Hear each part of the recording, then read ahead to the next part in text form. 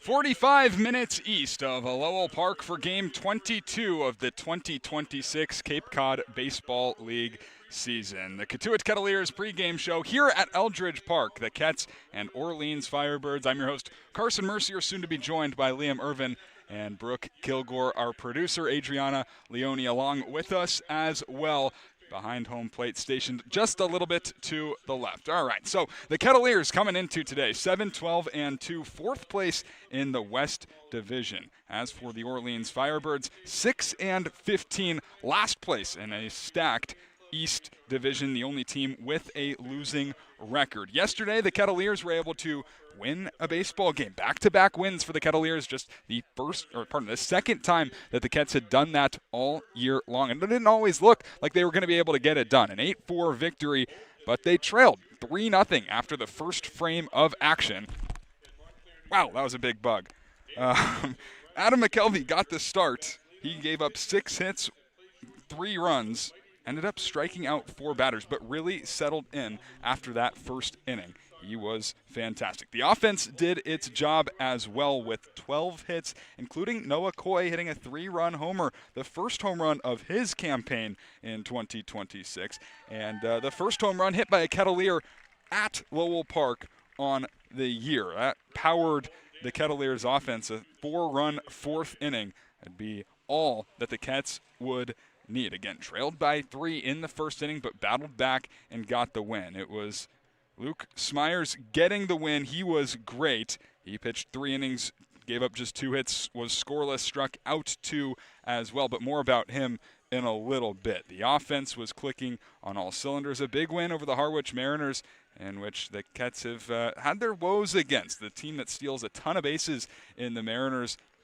Kettleers were able to hold them to just 3 stolen bags in yesterday's game. A good 8-4 win. Trying to win 3 games in a row for the first time in 2026. And they're going to have to do so against a Firebirds team that has struggled, yes, but it feels like they are due for a big game. They've lost 4 in a row. The Kets, of course, have won 2 in a row. And like I was saying, Luke Smyers was so big for the Kettleers yesterday. Was first in relief, one of 3 pitchers to be used. Eli Buxton closed it out, went 2 innings, gave up just a run, walked 2, struck out 3. Smyers, though, 3 innings, 2 hits, scoreless, 2 strikeouts. Liam Ervin had a chance to talk with him. After this break, we're going to send it to that interview. Just hang with us. The interview coming up after the break. If you can dream it, if you can cruise in it, if you can summer in it, fish from it, or take it for a day at the beach, we can protect it. The Baldwin Group, protecting the possible. Cape Cod 5 is proud to be the official banking partner of the Cape Cod Baseball League. Cape Cod 5 offers a broad range of financial products and services tailored for every stage in your financial journey. Reach out to us. We're here to help. Reader's Hardwood Supply is a candy store for wood, whether you're a professional or an amateur. Reader's Hardwood Supply carries over 70 species of both domestic and imported lumber from around the world, displayed in over 300 self-serve bins for your selection. So for your next project, make it your masterpiece with stock from Reader's Hardwood Supply. The woods of the world are here at Reader's Hardwood Supply. If you're a Massachusetts resident and don't have a bachelor's, you could be attending 4Cs for free, all while preparing for careers that actually move you forward. Aviation maintenance, nursing, dental, funeral service, we've got it all. capecod.edu/free. Try it, then buy it. Rent a new cat for up to 90 days. Then apply 100% of the rental cost to the purchase and save. The Milton Cat Rent to Purchase offer. Try it, then buy it. Go to miltoncat.com/RPO. Kettleers return to Eldredge Park to take on the Orleans Firebirds, 2-game win streak, joined by Kets relief pitcher Luke Smyers. Luke, second appearance on the mound at Lowell Park. How did it feel for you to get back out there again? It felt great. After getting my feet wet a little the first outing, felt good to get back out there and settled in. So, well, the confines of Lowell Park are unfamiliar for you, but the backstop behind the plate, Will Plattner, a guy you've thrown to all season long. What is that like, having the trust behind the plate from your perspective as a pitcher? It feels great having him back there. That's my guy from school, and he's caught me a bunch over the year. Bullpens, fall games, spring. Scrimmages, all that stuff. So I feel like we have a good connection back there, and I love him calling my pitches back there. So I know you arrived last week at some point, but a 6-game losing streak coming into the 2 wins the past 2 days. What does it take to keep it going today? I think just filling up the zone like we have been on the mound, playing great defense behind our guys, and I mean, the knock on wood, the bats have been hot so far, so just keep getting runs across, limiting the free passes, and I think we got a good shot at keeping it going. Thanks, Luke. Good luck to you. Thank you. Back inside the makeshift broadcast booth at Eldredge Park. Carson Mercier, Liam Ervin, Brooke Killgore, our producer Adriana Leone, and our broadcast director Joe Pratt here with you for Game 22 of the regular season. What a conversation it was with Luke Smyers, just his second appearance of the summer for the Kettleers. And Liam, it was a really big bounce-back appearance for him. Yeah, the relief staff for the Cotuit Kettleers over the past 2 has been excellent, and Smyers was a big part of that. Especially interesting to hear about the relationship between him and Will Plattner. It was something you and I talked about a lot yesterday, was just the relationship of getting to know someone behind the plate. They already know each other from school, so a familiar ground, familiar setting for Luke Smyers, and the curveball was working. He punched out a couple, didn't walk one hitter, so that was a big tell for his outing. Brooke, the offense was able to score 8 times on 12 hits. They had base traffic consistently all night. What do you think that they need to do to carry that into today? Just definitely taking a look at what kind of this Orleans Firebirds pitching staff has to offer and just stay true to it. A lot of the times this season, we've been seeing the big hits put up. Got 12 hits yesterday, and the runs starting to come into frame. But when you have the base running opportunities, take full advantage. Be more aggressive on the stolen bags. We saw Aiden Aguayo try his hand at a couple there. He's currently tied with Noah Coy, first on the team in stolen bases with 5. But be more aggressive. You left 11 guys on a base yesterday, stranded them out there, and then the last time these 2 teams faced off, Orleans and Cotuit, 14 stranded. A lot of running opportunities. You can put up even more than just 8. Well, it's the 3rd matchup between the Orleans Firebirds and Cotuit Kettleers on the summer. The first one was all the way back on June 21st. That was here at Eldredge Park. Cats never led in that game, but they had an opportunity to do so. Ended up losing 5-4. After tying it 4-4 in the 8th inning. And then a few days later on the 26th, they went back to Lowell Park, took care of business. 3-2 win over Orleans on the 26th. So for the 3rd time this season here on July 10th, the Cats and Firebirds going at it. 6-15, bottom of the East Division are the Firebirds. 7-12-2 are the Kettleers. They're 4th place, but trying to crawl their way back up. They'll have Hyannis later this week, and that could be a big-time game. Hyannis currently sits at 9-12, so a couple of games better than the Cats, sitting at 3rd place in the West Division.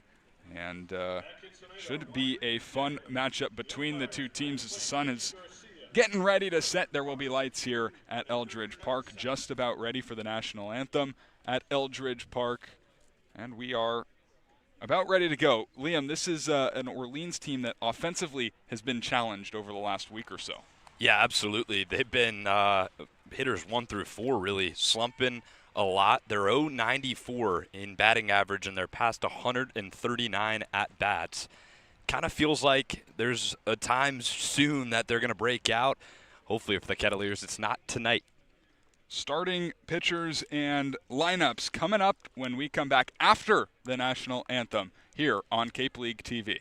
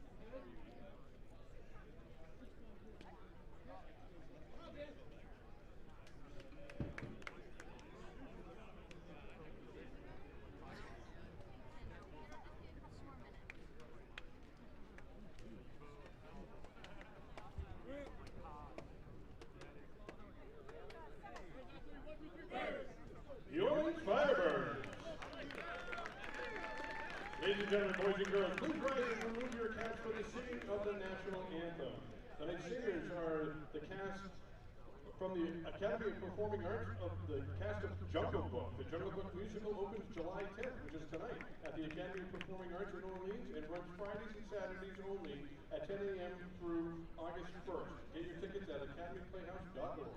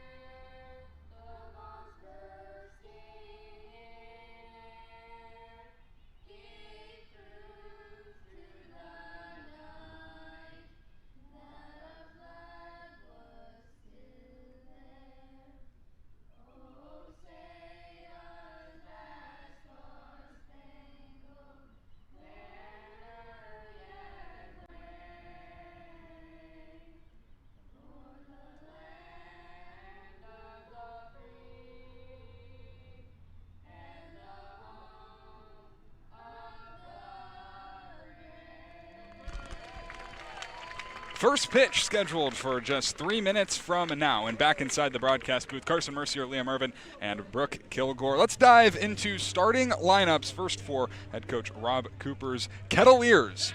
Leading off and playing shortstop is Dawson Park, the recent commit to LSU. Landon Beaver is playing his 4th game on the summer in center field, batting second. Batting third is the right fielder, Brady Christman. He back in the lineup after a day off yesterday, as is Jake Hanley in the cleanup spot. He'll be playing first base, a familiar position for him. Batting fifth is the second baseman, Aiden Aguayo. Ryan Taransky bats 6th. He's in left field. J.J. Moran, been one of the hotter hitters for the Kettleers, slides in at the number 7 spot. Playing third base after playing first base in yesterday's action. Jace Lee back in the lineup, the DH batting 8th, and Will Plattner catches back-to-back ball games for the Kettleers. Ben Rabatin is on the hill for the Firebirds. And Liam, what do you know about Ben Rabatin? Yeah, 6 foot, 190-pound right-handed pitcher. He was at Kent State this season and pitched pretty well, a full-time starter. 15 games started, 74 1/3 innings pitched. 65 hits allowed. He punched out 62, didn't walk a ton, only 34. He had a great summer last year in the NECL, and first start on the Cape for the righty. Behind him, the defense looks like this. In the outfield, from left to right, Tyler Mayat, Bub Terrell, seen him play the corners, getting to play some center here tonight. Garrett Larson is in right field. Across the diamond, third to first, Jonathan Gomez. The Gaucho, Corey Nunez. Casey Kaminsky is at second. Nunez at short. Dom Cadiz is at first. And Cale Strickland does the catching for Ben Rabatin. This lineup for the Firebirds penciled in by 24th year head coach Kelly Nicholson. It's the 6-15 Orleans Firebirds and the 7-12-2 Cotuit Kettleers. A good night for baseball on Cape Cod. Sun is not exactly shining, clouds overhead, but still a nice temperature at Eldredge Park in Orleans. 79 degrees at the time of first pitch. If you're keeping track at home, I'm writing in my book that it is cloudy. So the right-handed pitcher, Ben Rabatin, is behind the mound right now, squatting down, tossing the rosin bag as Dawson Park digs into the right-handed batter's box. The grass is green. The lines are painted. We're ready for baseball. 22nd game of the 2026 summer is underway with a fastball that misses high to the shortstop, Dawson Park. 14 games on the Cape for Park, has found a home at the top spot of this Kettleers lineup. Hitting in at .255 without a homer and 4 runs batted in. 1-0 pitch. Misses outside. Park able to take it, and it's 2-0. First pitch right on time at 6:30 p.m. Here in Orleans, Massachusetts. 2-0. Fastball clips the outer corner for a strike, gets 2-1. Orleans wearing their home whites with Firebirds in red across the chest. Red letters with black outlines, black sleeves as well, with a white cap, red brim. 2-1 pitch. Fastball that Dawson Park half-heartedly went around on, and it's 2-2. Pitch popped out of Cale Strickland's glove, got to the backstop. Kettleers in the maroon tops with blue letters and white outline, Cotuit across the chest, white pinstripe, maroon pants. 2-2 from the righty Rabatin. Breaking ball that Dawson Park is able to spoil into the third base dugout, housing the Cotuit Kettleers. The Firebirds, the home team, in the first base dugout. 2 balls and 2 strikes to the leadoff hitter, Dawson Park, who had a mini 3-game hit streak snapped after an 0-for-4 yesterday. 2-2. Breaking ball, popped foul, back and out of play. Park will stay alive. Missed the double by maybe a matter of inches down the left field line, did Dawson Park. Hitting in at the top spot of the lineup for the Kets yesterday as well. Ended up striking out in that at-bat. 2-2 home. Again, carved back to the screen. We'll have another 2-2 pitch. The battle will continue. Next pitch will be number 8. A good battle. All you can ask for your leadoff hitter. Kets have been working counts a lot more as of late. In the month of July, there's no better offense than this Kettleers offense on the Cape. 2-2 on the way. Breaking ball swung on and missed. A 9-pitch battle goes in favor of Ben Rabatin, and there's one gone in the top of the first as Park goes swinging.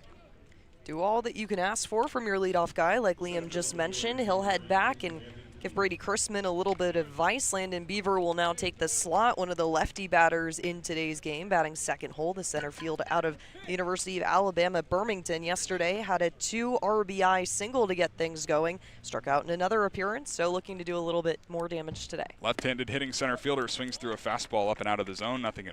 Playing in his 17th game of the summer. 269, a homer, and 11 runs batted in for Beaver, playing just his 4th game in center field in his 133-game career. 0-1 pitch from the righty, dances down low, and it's 1-1. Played a lot of corner outfield, has Landon Beaver, but after the play that he made yesterday in the 9th inning, why not throw him out in center field, showing off the range. 1-1 pitch. Runs high by the hands of the left-handed hitting Beaver, and it's 2-1. No score, top of the first inning, third matchup between Cotuit and Orleans in 2026. Wind blowing ever so slightly out towards right field. 2-1 from Rabatin. The pitch home is a fastball, cranked foul, up and out of play the other way. It'll reach the street, and it's 2-2. Beaver in yesterday's ball game had a 2 RBI single in the 2nd inning, but was 1 for 4. 2-2 pitch to him here is a breaking ball that shoots towards his feet. The count will go full, and some long at-bats being put together by the Kettleers to start the ball game. Next pitch will be number 14 for Ben Rabatin. 3-2. Fastball spoiled the other way. Battle will continue. William, we were talking to Scott McKeon before the game, and he said it's long at-bats that can set you up later in the game if you're able to really make a pitcher work early. Yeah, it's about getting the guy on deck to have a favorable situation, and that starts with fouling off pitches. 3-2 one more time. The pitch home is a breaking ball, flied to right field. Fairly well struck, but the right fielder Garrett Larson's got a beat on it. Moves over to the alleyway, reaches up to make the catch, and 2 up, 2 gone for Ben Rabatin. Yeah, one thing about today, this is a fire-powered offense versus a fire-powered defense and pitching staff especially. Arguably the best pitching staff in the month of July, 10 days in for the Firebirds, and arguably the best offense for the Kettleers in the month of July. Brings up Brady Chrisman, nobody on and 2 gone in the top of the first inning. Right fielder batting from the right side, takes the breaking ball down low, 1-0. 13th game for Chrisman, 238 average, 1 home run. That came on the 5th of July, and 8 runs batted in. 1-0 from Rabatin is a breaking ball that dances down low. 2 balls and no strikes to the number 3 hitter, Christman. After a really slow start for Brady, he started to swing it a little bit. Hitter-friendly count for him here. 2-0 pitch is a fastball that he serves down the right field line. It'll slice foul onto the grass berm that kind of runs all the way down that right field side. Count is 2-1. Yeah, it's an interesting park setup here at Eldredge, practically an open slot between foul pole on the right side and the fans just sitting right there, so heads up. 2-1. Christman chases a breaking ball in the dirt. Nice slider from Ben Rabatin. Seen it a couple of times, and it's 2-2. Already 1 strikeout in the inning for Rabatin. Trying to go 1-2-3 in the first. The 2-2 on the way. Big breaking ball that Christman sends in the air to right center field. It's the center fielder, Bub Terrell, calling everyone off to make the catch. And a 1-2-3 first inning for Ben Rabatin on 20 pitches. The Firebirds coming up for the last half of the first when we come back on Cape League TV. A Generac generator from Mercier delivers more than reliable backup power. It delivers peace of mind. Peace of mind that comes from knowing our expert technicians, knowledgeable staff, and emergency service team are here when you need us most. As one of New England's leading Generac generator dealers, RCA provides a 10-year warranty and regular maintenance services to ensure your home stays protected. RCA, powering your peace of mind. Try it, then buy it. Rent a new cat for up to 90 days. Then apply 100% of the rental cost to the purchase and save. The Milton Cat Rent to Purchase offer. Try it, then buy it. Go to miltoncat.com/RPO. Cape Cod 5 is proud to be the official banking partner of the Cape Cod Baseball League. Cape Cod 5 offers a broad range of financial products and services tailored for every stage in your financial journey. Reach out to us. We're here to help. If you're a Massachusetts resident and don't have a bachelor's, you could be attending 4Cs for free, all while preparing for careers that actually move you forward. Aviation maintenance, nursing, dental, funeral service, we've got it all. capecod.edu/free. Kettleers go in order in the top of the first. A clean first on 20 pitches for Ben Rabatin. Firebirds coming up to the plate in the bottom of the first. Brooke with a lineup that looks like this.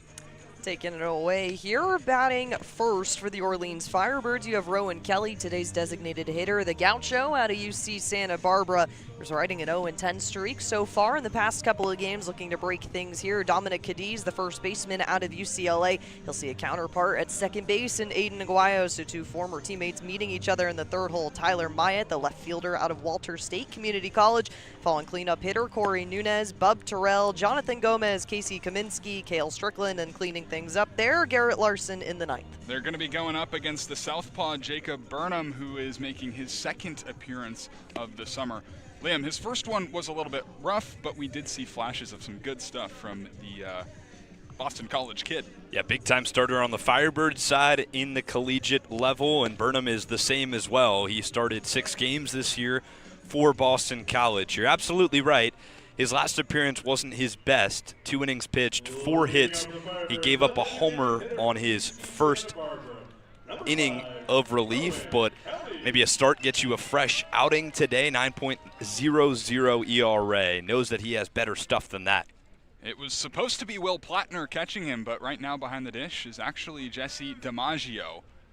We'll have more on that later. As the first pitch to the left-handed hitting DH Rowan Kelly misses low. 1-0. So Plattner was supposed to catch in back-to-back ball games, but that will not be the case today. Could potentially see him later. Left on left, Burnham home, and Kelly serves this into left field, but playable for Taransky. He'll make the catch, and there's one gone. Allowed out, number 1 in the top of the first. Taransky in left, Beaver in center, Christman in right, J.J. Moran at third, Dawson Park at short, Aiden Aguayo at second, and Jake Hanley at first. And again, the battery, Jacob Burnham and Jesse DiMaggio. With 1 out in the bottom of the first inning, no score, nobody on. Dom Cadiz, the first baseman, comes up. Big right-handed hitter waits the first pitch. A fastball cranked in the air to center field, sending Beaver back. He'll have plenty of room in front of the 434 sign to make the catch for out number 2. So a much better start in his second appearance for Jacob Burnham. Yeah, good start, 3 pitches, 2 outs. One thing about this ballpark, you got a lot of room in center field. So working down the middle of the plate, a big key for Burnham today. That ball was touched to center, but Beavers got about 45 feet behind him to the fence. Plenty of room. Here's Tyler Myatt taking strike 1 on a fastball to the outer corner, 0-1. The left fielder is hitting in at 280, 3 homers, and 8 runs batted in. Burnham, the lefty, comes home. A slider bounce back up the middle. That'll sneak over the second base bag into center, and a 2-out base knock for Tyler Myatt, a kid that is one of 3 players to play in all now 22 games in the Cape Cod regular season. And he breaks an 0-13 stretch at his at-bats there, so go 1 for 14 in the past couple of games. Myatt doing some damage there to get things started early. The Cats really doing their best to respond when singles are hit in the early stretches. Got a little bit of a tall task here for Burnham. It'll bring up Corey Nunez, the shortstop, also out of UC Santa Barbara. First pitch to him is a fastball that runs low, 1-0. Just the 6th game on the summer for the Gaucho. He's so far 4 for 20. 2 of his hits have gone for doubles. His first day on the Cape was actually Fenway Day. 1-0 is sliced down the right field line. That will make it to the grass berm. It'll be 1-1 on Nunez, the cleanup hitter for the Firebirds. No score in the bottom of the first inning, but after a 2-out single by Tyler Myatt, the Firebirds trying to do something here offensively. They have not scored a run, an earned run, in the last 26 2/3 innings that the offense has had. Here's a foul tip back into DiMaggio's glove off the bat of Nunez, and it's 1-2. Been a rough stretch for the Firebirds. They've lost 4 games in a row. Kettleers know all too well what that feels like, coming off a 6-game losing streak in a 1-2 pitch, and Nunez lets go of the bat. It flies all the way down the third base line. The pitch was fouled back to the screen. That went at least 20 feet past the third base bag. And to your point about the struggles for the Firebirds, their top 4 in the lineup are 4 for 43 in their last at-bats, their previous at-bats coming into today. So got to see some balls drop early. They've been hitting baseballs hard, right at fielders. A little bit of early luck with the single back up the middle for Myatt. 1 ball, 2 strikes, left on right as the southpaw comes home, and a fastball is popped foul off to the right, out of play. It'll get to the parking lot, 1-2. Burnham with a decent amount of work at Boston College in the spring. Did not make, he made 6 starts in 14 appearances. It was a good year in his sophomore year. Another 1-2 pitch, rolled on the ground left side. J.J. Moran's got it on the second hop, but it is a foul ball, according to home plate umpire Mickey Garcia. Garcia behind the plate, Kevin Saxton at first, and Robert McHugh at third. Have not seen McHugh yet this year. No, we haven't, but Mickey's got a big resume behind the plate. A couple Umpire of the Year awards. Didn't even know that was a thing coming in today, partner, but hey, why not? Good for him. 1-2 pitch with a runner on first. Burnham fires home, and the pitch is in the dirt, blocked by DiMaggio. Kind of rolled out in front of home plate, but he's able to keep it close enough to keep Myatt on first. Only 1 stolen bag attempt for Myatt on the year. It was successful, and the count goes to 2-2. Burnham, 37 2/3 innings pitched in the spring at Boston College, a guy that can give you some length if you need it. 2-2 again. Breaking balls popped up right side, moving over as the first baseman handouts for Jacob Burnham. He's had to work a little bit harder. This will be the 10th pitch of the at-bat to Corey Nunez.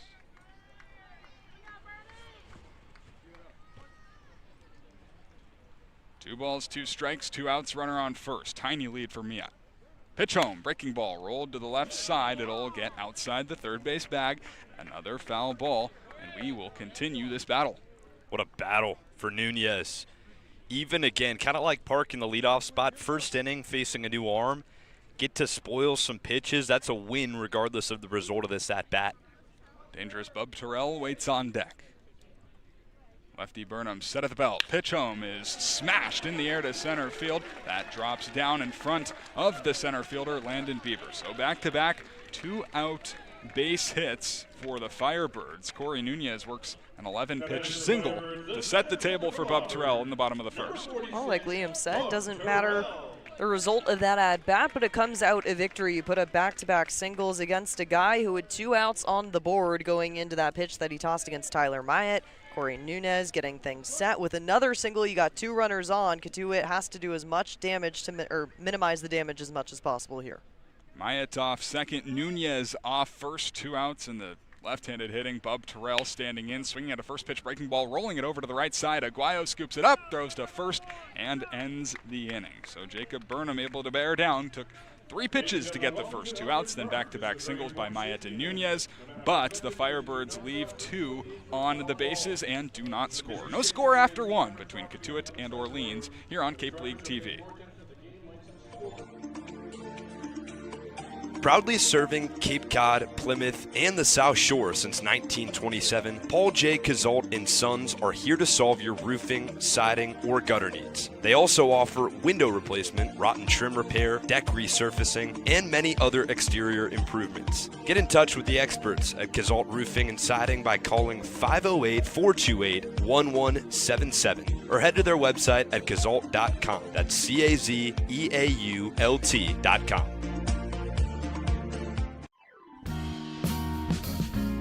Cape and Coast Bank has been supporting Cape Cod families since 1921. Just like the Kettleers, they believe in teamwork, commitment, and community. Whether you're planning your next big move or need smart business advice, Cape and Coast Bank is there to help. Find out more by visiting capeandcoastbank.com or at their nearby location off Falmouth Road in Marston's Mills. Hey Cats fans, this is Ryan Taransky, outfielder from the University of Cincinnati. You're listening to Kettleers Baseball on Cape League TV.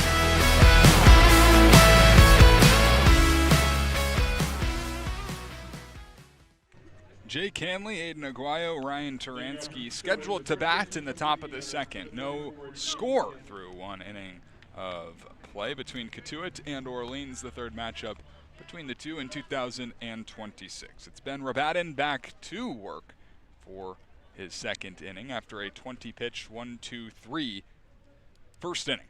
The righty kicks and fires to Hanley. Swung on, missed, a changeup. Hanley swings over the top of 0-1.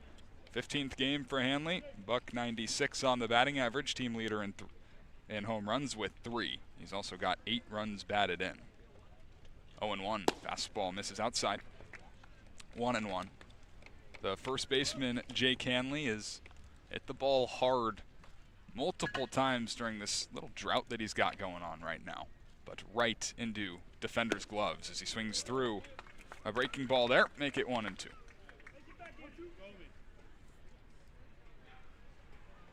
Hanley at times can struggle with the strikeout. He's got 19 of them in 56 at-bats. Trying to protect. 1-2 on the way. Breaking ball in the dirt, blocked by Strickland.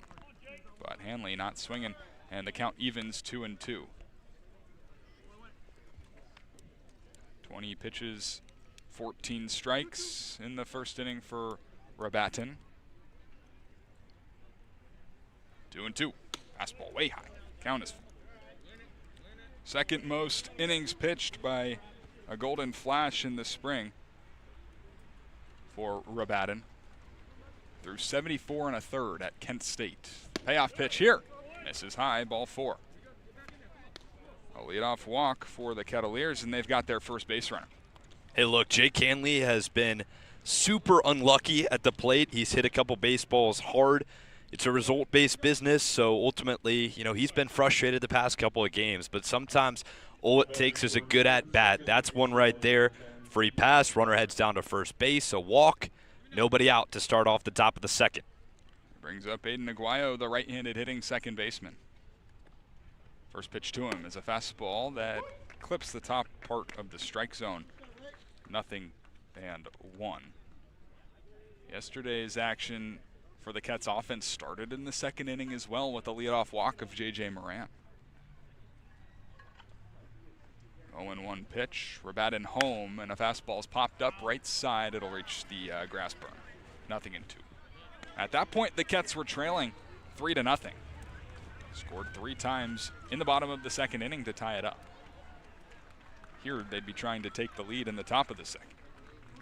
What a complete second inning it was for the Kets yesterday. Righty Rabatin set at the belt. Peeks to first, comes home, and a fastball that Aguayo checks his swing on. They'll appeal over to Kevin Saxton at first, but no go. And it's 1-2. Trailing by 3, Adam McKelvey taking the hill. Comes up and faces 4 batters, gives up a single, but strikes out his 3rd batter. Hangs a 0. Sets the offense up in the bottom of the second. 1-2 pitch. Tapped foul. Overall, just a complete win yesterday. Just the second time that the Kets have won back-to-back games this summer. Absolutely. Pitching staff was working. Kind of felt like there were 2 outcomes to that game, and the Kets got the best of the 2. 1-2 to Aiden Aguayo. Pitch is cranked in the air to left center field. That will get down. A base hit for Aguayo. Turning around second, but throwing the brakes on is Hanley. He retreats back as Bub Terrell, the center fielder, got it in quickly. First and second are the runners for the Kettleers with nobody out, and Ryan Taransky coming up. Hey, we mentioned it back in the first, Landon Beaver not having to move too much if a ball is popped up nicely towards center field. It's an issue, though, when you have to run forward and make the play. It's 434 down the center field line. That's the deepest in the league. Bub Terrell really having to push the Jets out towards the right. Make the play there. Aiden Aguayo with the perfect set. So left-handed batter and left fielder for the Cats. Number 6 hitter Ryan Taransky digs in. Rests his bat on his back left shoulder as the pitch misses in. 20th game for Ryan Taransky. 105 average, no extra base hits, but he has certainly produced in other ways for the Kettleers.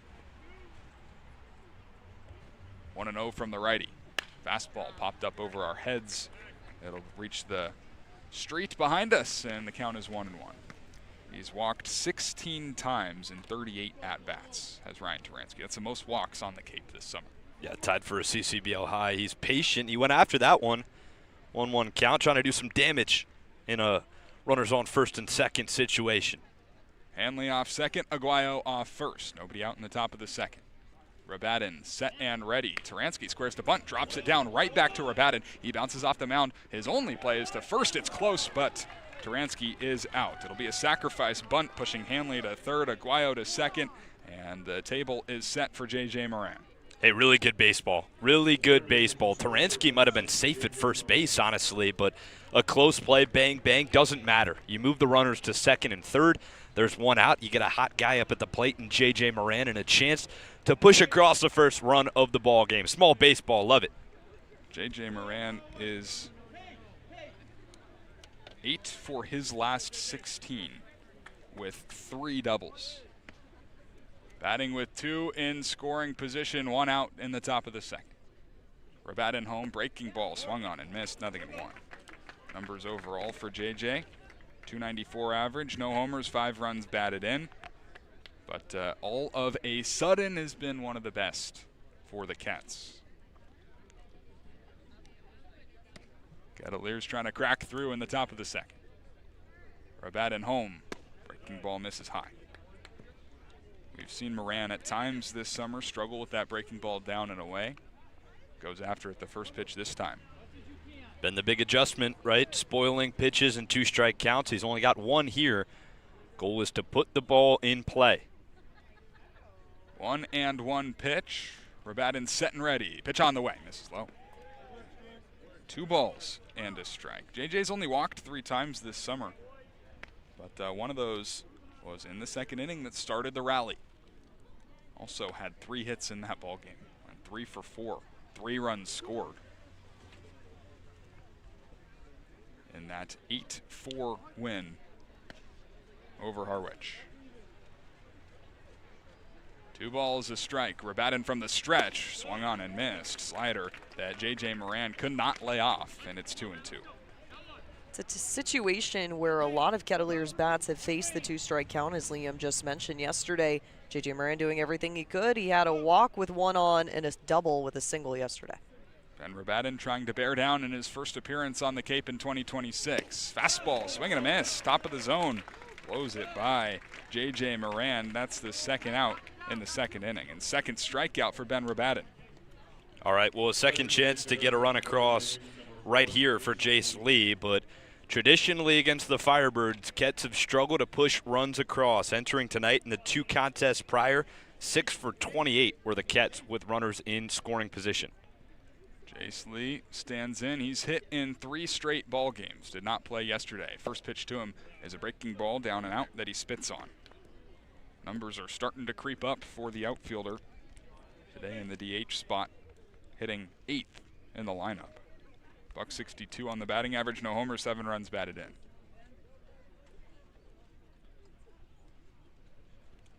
Swing and a miss on the 1-0. Pushed the fastball past him, 1-1. Jace Lee is 4 for his last 11 with 4 runs batted in and a double. Right-handed batter stands tall, he's ready. 1-1 pitch. In the dirt, blocked nicely by Cale Strickland. Had to slide over to the left-handed batter's box to keep it in front. 2 in scoring position for the Kettleers. No score, top of the second, 2 outs. Hanley led off the inning with a walk. Aguayo singled. He stands on second. 2-1.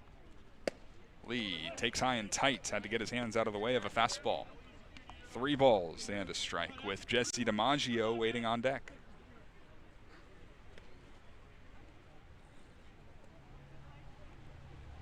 Clouds overhead Eldredge Park. Kettleers trying to strike first in the second.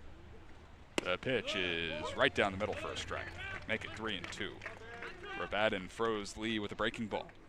It's been a good pitch for him today. Definitely has. Wouldn't be surprised if he goes back to it, tries to expand the zone. You got first base open with 2 down. 3 balls, 2 strikes, and 2 outs. Rabatin trying to dance out of trouble. Pitch on the way. Breaking ball swung on and missed. Ben Rabatin plays with some fire in the second inning. This time, no burn for the righty out of Kent State. Ends up punching out a pair after allowing the first 2 batters to reach. An inning and a half gone, no score on Cape League TV. The Kettleers welcome ZoomInfo.com as a premium sponsor for the 2026 season. Smart businesses use ZoomInfo. It leverages data to unlock useful insights, and it allows you to know who to reach out to and how to reach them so you can grow your business. Unlock insights, engage customers, and win faster with ZoomInfo. Proudly serving Cape Cod, Plymouth, and the South Shore since 1927, Paul J. Cazalt & Sons are here to solve your roofing, siding, and gutter needs. They also offer window replacement, rotten trim repair, deck resurfacing, and many other exterior improvements. Get in touch with the experts at Cazalt Roofing and Siding by calling 508-428-1177 or head to their website at cazalt.com, spelled CAZEAULT.com.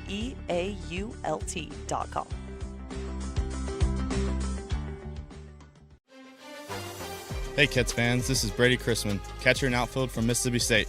You're listening to Kettleers Baseball on Cape League TV. Kettleers strand a pretty good scoring opportunity in the top of the second inning. 2 runners on, 2 in scoring position with less than 2 outs, unable to push a run across as Ben Rabatin strikes out his second and third batters of the of his game to get out of the inning. It'll be Jonathan Gomez, Casey Comiskey, and Cale Strickland in the bottom of the second inning. And still Jacob Burnham on the hill for the Kets. No score, bottom of the second inning. Burnham peers over the glove, kicks and fires a fastball that darts just outside to the right-handed hitting third baseman, Jonathan Gomez. Gomez 2 for 21 in 8 games to start his summer. 1-0 to him. Burnham flips it to the inside part of the plate, this time for a called strike. Out of Fairleigh Dickinson for Gomez, where he was great. 1-1. Breaking ball. Just misses the upper echelon of the zone, 2-1. 53 games, 10 homers, 51 runs batted in, and a .376 batting average at Fairleigh Dickinson. Breaking ball swung on and missed, 2-2. As a sophomore in 2026, he broke the single-season run record with 75. 2-2 here, swung on and missed. Jacob Burnham gets his first strikeout of the ball game, going elevated with the gas for out number 1 in the second. Yeah, Jacob Burnham's first outing, he walked 3 hitters. Today the command looks a lot better. He's been living in the strike zone, pounding strikes, getting ahead in counts, and he finds his first punch out to Gomez, 1 down in the bottom of the second. As Casey Comiskey, the second baseman, stands in. Right-handed batter swings at the first one and fouls it back. 0-1. That's something that Coach Cooper had talked about for Jacob Burnham, is hasn't really had a whole lot of opportunity, right? I mean, you look back to Boston College, hadn't appeared in really more than a few batter situations since end of April. Breaking ball here is fouled off of DiMaggio. 0-2 to Comiskey. It was a good opportunity for him to kind of just get his feet wet, get back into game situation, and like we were saying, his stuff did look good, but the location maybe not so much. You can have good location and get a lot of outs with the stuff that he has. It's ground ball shot on the ground to Aiden Aguayo, who goes to a knee, throws to first, and there's 2 gone in the second inning. Well, something everyone's been getting adjusted to, right, is the lack of live at-bats throughout the past month and a half, 2 months of school. Sometimes seasons end early. Even for the guys who just got here from Omaha, Dylan Wood, for example, he said he hadn't thrown a bullpen in a month coming into the Cape, so big adjustments. Here's Cale Strickland, the catcher, out of the number 8 spot, swinging at the first pitch and skying it down the right field line, well foul. That'll get over the grass berm. 0-1. No score, bottom of the second inning.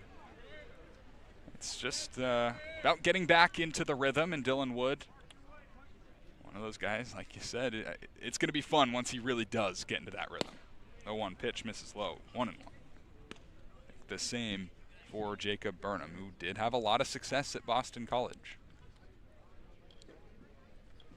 Kind of a do-it-all kind of guy. 1-1. Fastball runs inside. It's called strike 2. 14 appearances, 6 of them were starts. Making his first start of the summer for the Cats in his second appearance. Trying to go 1-2-3 in the second. The pitch hits the plate and bounces over the catcher DiMaggio's head. It'll be 2-2. Burnham, one of those guys, along with Dylan Wood, that potentially trying to fight for a starting spot next spring. 2-2. Change up, darts outside. 3-2 to the number 8 hitter, Cale Strickland. I think it's fair to say that Dylan Wood certainly has the stuff. Payoff pitch on the way. It runs inside. It'll be a walk, a 2-out walk. First of the ball game for the Southpaw Burnham. That's something that really helped Cotuit take advantage of a 3-2 win the last time these two teams met back on the 22nd, only giving up 3 walks against a similar batting order here today. Jonathan Edelman spearheading that one, Chase Vandermeed and Truett Manuel coming in for relief there, keeping the walks minimal. Cotuit has a chance to keep themselves aboard. It's the number 9 man now, right fielder Garrett Larson, right-handed batter ready. Burnham kicks and deals, first pitch fastball on the outer third for strike 1. Larson out of Yale, 46 games, a .372 batting average in 223 plate appearances, 188 at-bats. Just his second game on the summer. Pitch runs high to him here, 1-1. On a Yale team that I got to see in the Eugene Regional. What a run from them. Ivy League champs make it to Eugene and weren't able to make a miracle happen, but put up some good baseball. 1-1 from Burnham. Fastball sliced down the right field side. It'll sink foul into the netting down the right field line, protecting the fans sitting on the grass berm. Ball and 2 strikes with a man on first base. Cale Strickland. 2 outs, bottom of the second inning, no score. The lights just flickered on at Eldredge Park. Burnham looking to hang another 0. The pitch drops down low. 2-2. Similar story for Jacob Burnham in the second inning to the first inning. Got the first 2 outs pretty quickly and then back-to-back base hits. Was able to get out of the first inning. What does he do here in the second inning with the top of the order looming? Pitch on the way, cranked in the air to left field, but right at the left fielder, Ryan Taransky. He squeezes it about shoulder height to his left and puts an end to the second inning. So a 2-out walk for the Firebirds, but unable to push him any further than first base. A man left on, no hits, no runs for the Firebirds. Through 2, no score. When we come back for the top of the third, it's 9-1 and 2 for the Cats. Aubin Equipment has been providing service to commercial landscapers in the Cape Cod area for more than a decade. They're staffed with experts and professionals who provide you with personal service for all your equipment needs. Aubin Equipment is the exclusive sales and service dealer for Walker mowers on Cape Cod, and we're named the top dealer in Walker equipment 3 years in a row. Find Aubin Equipment online at aubinequipment.com or stop by Monday through Friday at their location in South Dennis.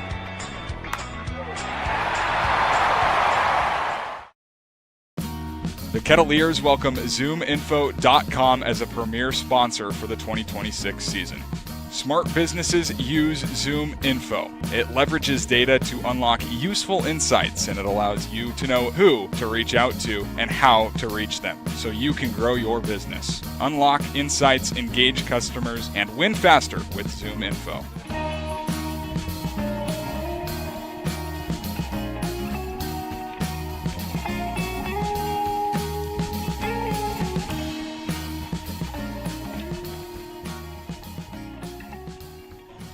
No score as we start the top of the third inning. Cotuit and Orleans. Kettleers coming to bat with 9-1 and 2. Jesse DiMaggio, Dawson Park, and Landon Beaver. Still Ben Rabatin on the hill for the Firebirds. He's been good through 2 innings. Pitched out of some trouble in the second inning after a 1-2-3 first. DiMaggio coming up to the plate. Was not originally slated to start the game behind the plate for the Kets, but for whatever reason, Will Plattner scratched.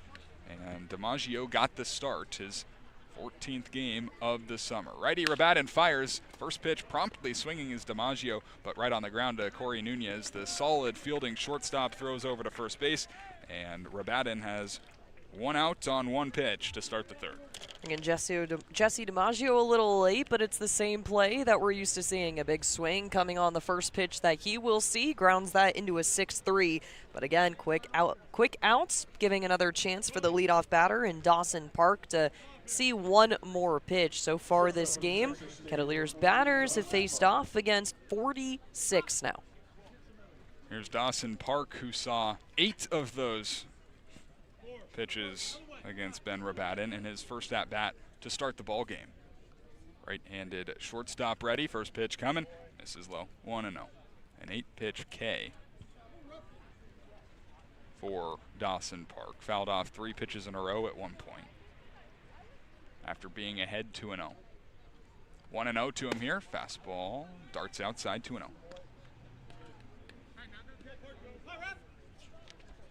Park struck out a couple of times in yesterday's ball game as well. 2-0.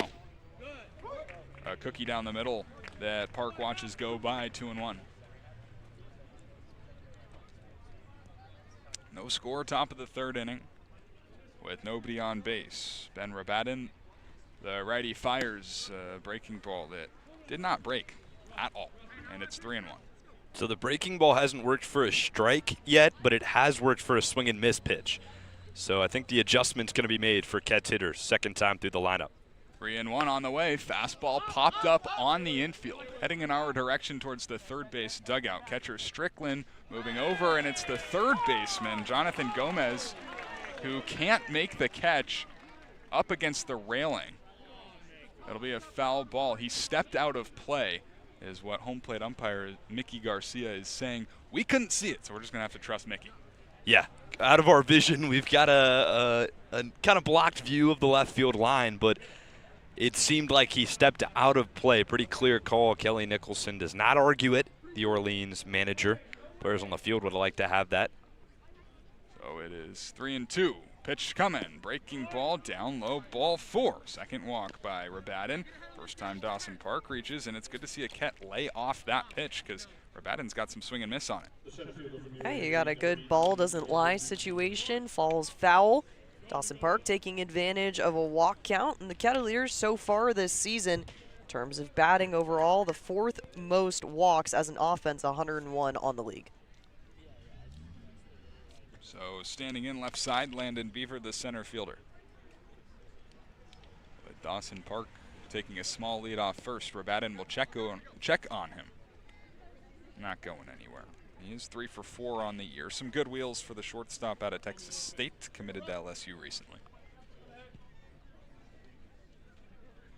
Righty Rabatin set just above his belt, holds his glove on the stomach, kicks and fires. Fastball misses outside. Beaver just missed one to right field in the first inning. Got a pretty good piece of it, but tough to get one out. 360 to right center. 1-0. Fastball high. Snap throw back to first, and Park able to sneak back in. Cadiz had to work into foul ground to corral the throw from Strickland. Got to be careful about that. Strickland threw out a runner the last time these two teams played at Eldredge Park.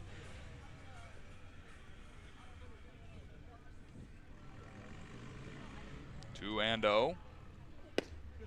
Slider slides a little too far to the left-handed batter, and it's 3-0.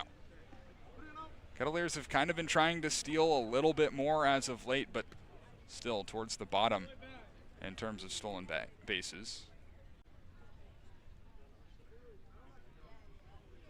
3-0 pitch. Beaver takes inside ball 4, and it's back-to-back walks with 1 out here in the top of the 3rd inning. It's a good situation getting going here. We saw it back in the 2nd yesterday against the Harwich Mariners. You start off with the walk, you get guys loaded on. You had J.J. Moran and Will Plattner getting themselves situated at 1st and 2nd. You're able to bring in the RBI single off Noah Coy's bat. Got a good chance here for Brady Chrisman to do some damage. And Kelly Nicholson is going out.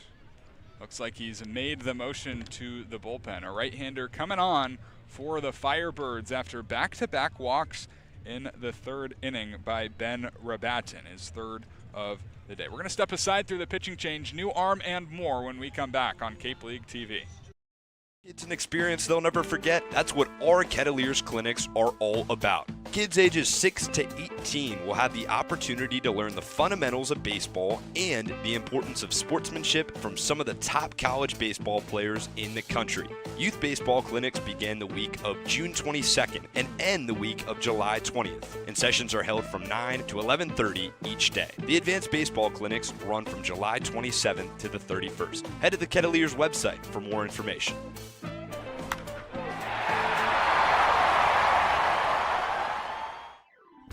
A Generac generator from Mercier delivers more than reliable backup power.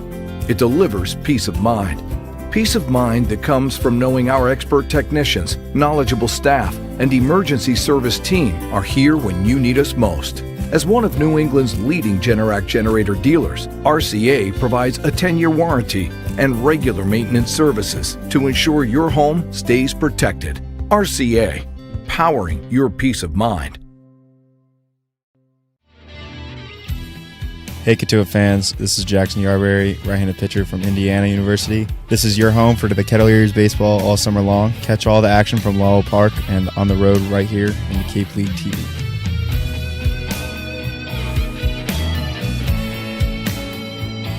Back-to-back walks with 1 out in the top of the 3rd force Ben Rabatin to leave the ball game, and taking his place is Eli Iwanaga. Yeah, the 6-foot, 175 righty out of UCLA, originally from Hawaii.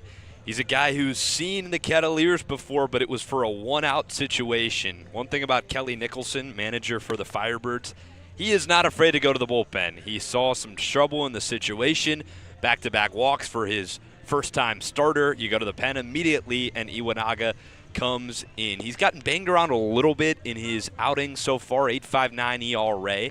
But a consistent guy, not going to walk a lot of hitters. 8 strikeouts on the season and 7 1/3 innings pitched. It takes a lot for you to stay around as long as Kelly Nicholson has. 24th summer as head coach on the Cape, and 20th as the manager of the Orleans Firebirds. And yeah, he said it, Liam, not afraid to make a change, and he's doing so early here with the Cats knocking on the door a bit. 2 on and 1 out. Brady Christman, a right-handed batter, on to face Eli Iwanaga. Iwanaga, the righty, kicks and fires a wicked slider that darts to the outside corner for strike 1. Well, you saw it in the last time these two teams faced off. 6 arms coming into the game for the Orleans pitching staff. Some of those guys, including lefty Fox, only surviving 1 out. 0-1 pitch. Iwanaga fires another breaking ball. Christman checks his swing. 1-1. Jesse DiMaggio led off this inning on the first pitch, grounding out to shortstop. Dawson Park drew a walk, as did Landon Beaver. Landon Beaver, a 4-pitch walk. Christman 0 for 1. Sitting in a 1-1 count. Pitch on the way. Fastball popped up behind the plate. Cale Strickland will lose the mask, trying to find the ball up against the fence, makes the catch. A couple of steps in front of the backstop. The ball worked back into play. It'll be the second out of the 3rd inning. Yeah, tough play from Strickland behind the plate. It's one of the harder plays as a catcher. A lot of top spin on the fly ball behind the plate. Looked like for a second the ball was going to go out of play. Strickland played it perfectly, and the runners are stranded on 1st and 2nd for now. It's Jake Hanley, who also drew a walk in his first plate appearance in the 2nd. Left-handed batter trying to get it going. Favorable matchup for him with the righty Iwanaga on the hill. A fastball clips the bottom. 0-1. Park on 2nd and Beaver on 1st. No score, top of the 3rd inning. Trying to take advantage of a good scoring opportunity as the pitch clips the inside corner this time. 0-2. Cats left 2 in scoring position with less than 2 outs last inning. Been good about runners in scoring position in these last few games. 0-2 runs well high. It's a Cats team that has the 9th lowest average against right-handed pitchers so far this summer, but they have the best average out of any team on the Cape in the month of July, batting .296. 1-2. Iwanaga fires the pitch. Breaking ball popped up right field, not deep, could be trouble. Larson charging in. It's the second baseman Comiskey going out to make the catch and end the inning. Kettleers had 2 on, less than 2 outs in back-to-back innings, but again, do not score. 2.5 gone, and no score between the Cats and Firebirds at Eldredge Park on Cape League TV. Boston Hand to Shoulder is the go-to team for Boston's professional athletes, musicians, workers, and families across New England. They are trusted orthopedic specialists for athletes and everyday people. So if an injury is slowing you down, Boston Hand to Shoulder is now on Cape Cod. Call 617-965-HAND for all your hand and upper extremity needs. Boston Hand to Shoulder, proud sponsor of the Kettleers. Cape and Coast Bank has been supporting Cape Cod families since 1921. Just like the Kettleers, they believe in teamwork, commitment, and community. Whether you're planning your next big move or need smart business advice, Cape and Coast Bank is there to help. Find out more by visiting capeandcoastbank.com or at their nearby location off Falmouth Road in Marston's Mills.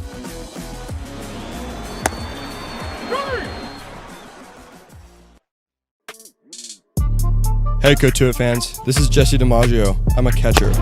This is your home for Kettleers baseball all summer long. Catch all the action from Lowell Park on the road right here on Cape League TV.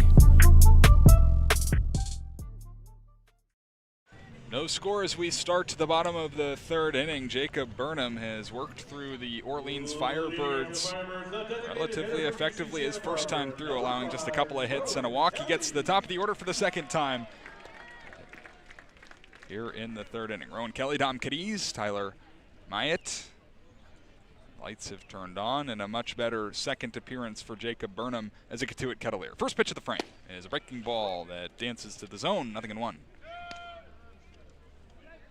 The adjustment certainly been made by Burnham. Not striking a whole lot of guys out, but hasn't needed to. Lefty deals. Bigger breaking ball misses high this time, and it's 1-1 to Rowan Kelly, the designated hitter out of UC Santa Barbara, currently on an 0-for-11 streak. Not the only guy slumping in this Firebirds lineup. Pitch on the way. Is on the corner for a called strike. Nicely received by DiMaggio. It's 1-2. It's been a point of focus for him behind the dish. Another thing to note is that if Plattner went down for injury for some reason, DiMaggio is pretty much the only catcher besides Brady Chrisman who hasn't caught once. Breaking ball that Kelly reaches for, lines it to left center field. Beaver had to go a long way to get it, but he does in the left center alleyway for out number 1. Yeah, certainly a topic of conversation that could get interesting with Sojano no longer on the roster. That catching position is pretty thin as it's ever been. Yeah, and especially in summer ball, usually either way the catcher will only have one every other day a start behind the plate, and there's only 2 of them on the roster. Nobody on and 1 out for Dom Cadiz. No score, bottom of the 3rd. Burnham fires. Fastball rolled over. A diving attempt by J.J. Moran, but it's over his glove. It's going to roll to the wall. Turning around first is Cadiz. He's heading for second. Here comes the throw. It is bobbled by Aguayo. It'll be a 1-out double for Cadiz, his 2nd of the summer. That changes the pace of things here going into that at-bat against Dominic Cadiz.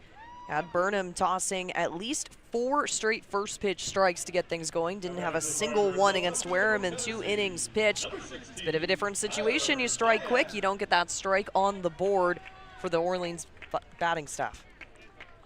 Tyler Myatt, the left fielder, left-handed hitter, digs in, singled off of Burnham last time. Takes a breaking ball here, 1-0. Looked like they could have nabbed him at second base. Good throw from the left fielder, Taransky. The ball just popped out of Aguayo's glove, but the throw definitely beat him. 3rd hit of the evening for the Firebirds. Pitch on the way. A strike called as DiMaggio is able to pull that one up. It's been a rough going for the offense during this 4-game losing streak. Just 6 runs scored in the last 4 games for the Firebirds. 1-1. Fastball, broken bat, line drive, sinking liner into right center. That's going to drop in front of Beaver. He's got it. Hitting the bag at 3rd is Cadiz, but he's going to pull up there. Beaver got to it quickly, got it in even quicker. That's a base hit for Tyler Myatt, his 2nd of the day. Runners on the corners, and 1 out in the 3rd.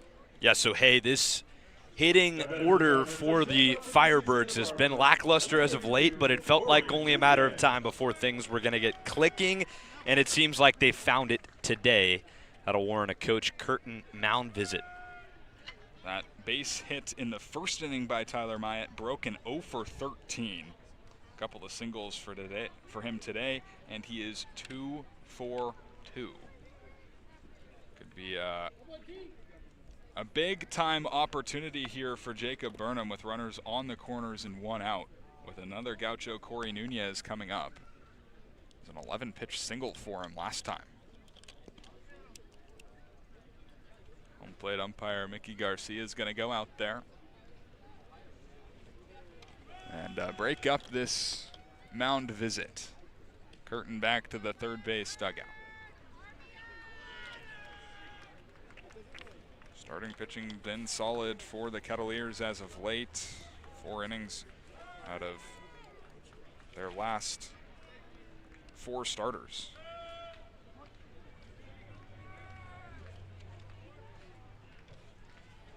First pitch to Nunez misses high. Grady Bivens went 5 on the 5th. Jonathan Edelman went 4 on the 8th.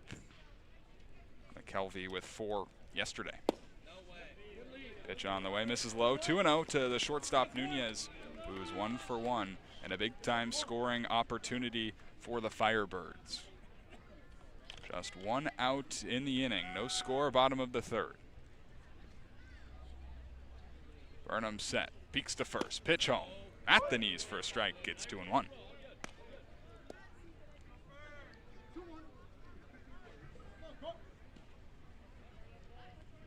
with runners in scoring position this summer. Orleans sitting in at 222. That's 7th on the Cape. 2-1. Breaking ball, never had a chance. 3-1. Yeah, last thing you want to do in this situation is give a free pass to Nunez. Yes, he singled his last time up, but you've got Bub Terrell on deck. Burnham did get Terrell to ground out to second in their first meeting. It would be a left-on-left matchup, but you're right. 3-1. Fastball, middle, hit up the middle, and a base hit.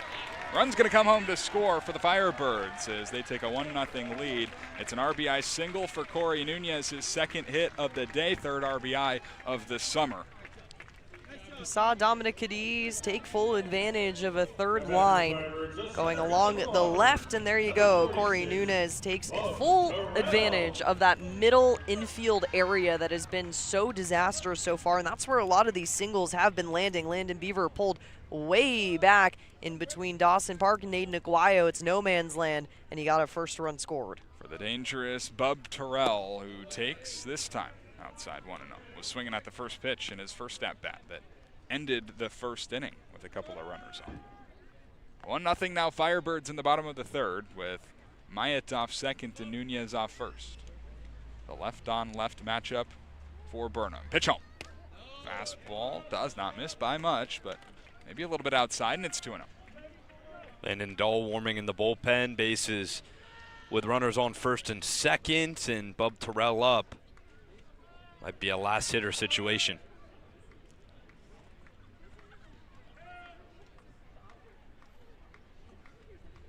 Pitch coming, and a breaking ball that finds the zone, 2-1.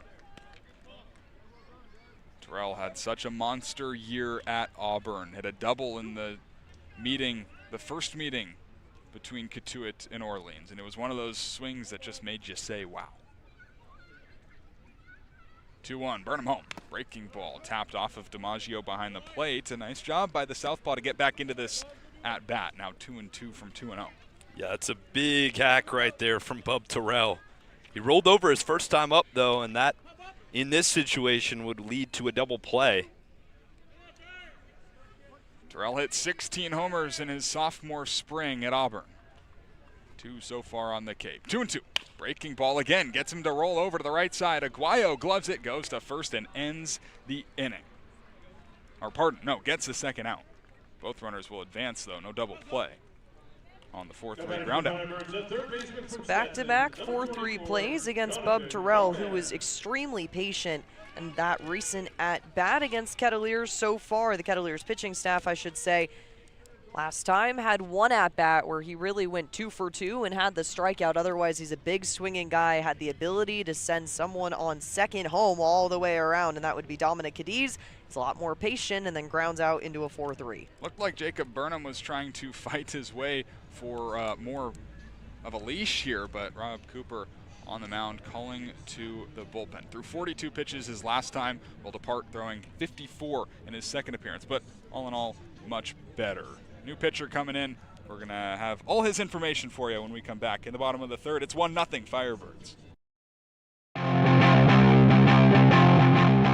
Aubin Equipment has been providing service to commercial landscapers in the Cape Cod area for more than a decade. They're staffed with experts and professionals who will provide you with personal service for all your equipment needs.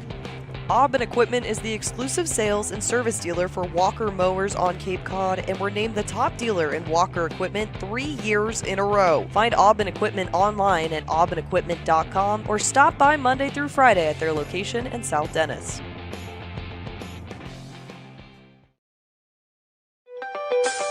Beacon Gardens is Osterville's premier garden center. Located on Osterville and West Barnstable Road, Beacon Gardens prides itself on quality products and excellent customer service. Check out their wide assortment of garden products and find everything you need to beautify your home.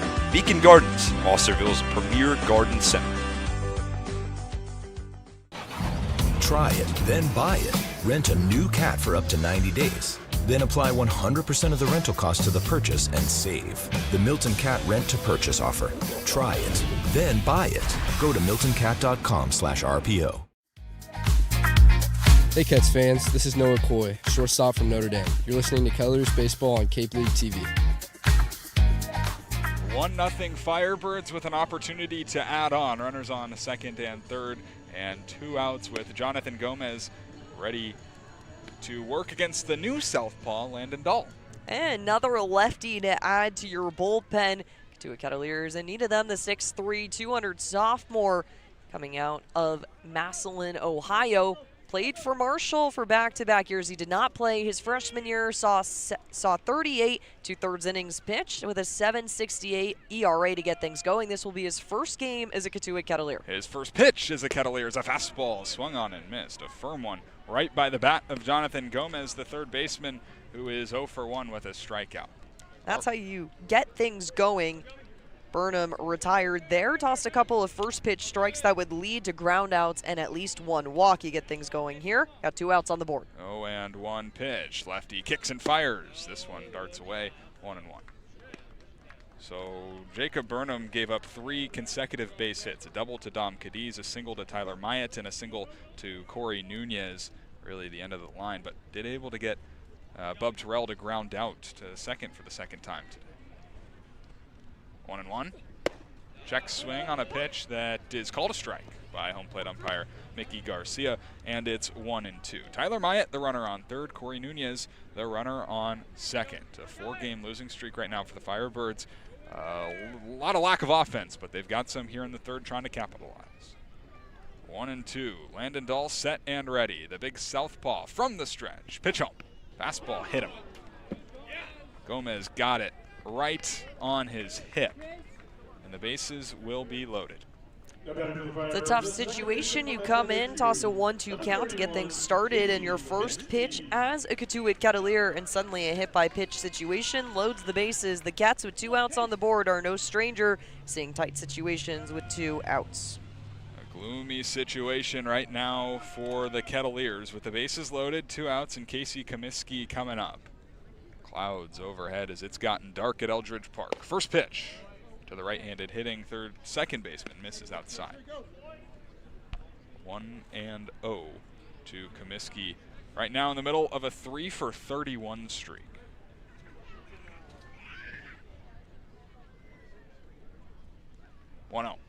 Backdoor breaker, a called strike, 1-1. Comiskey started this summer 4 for 8.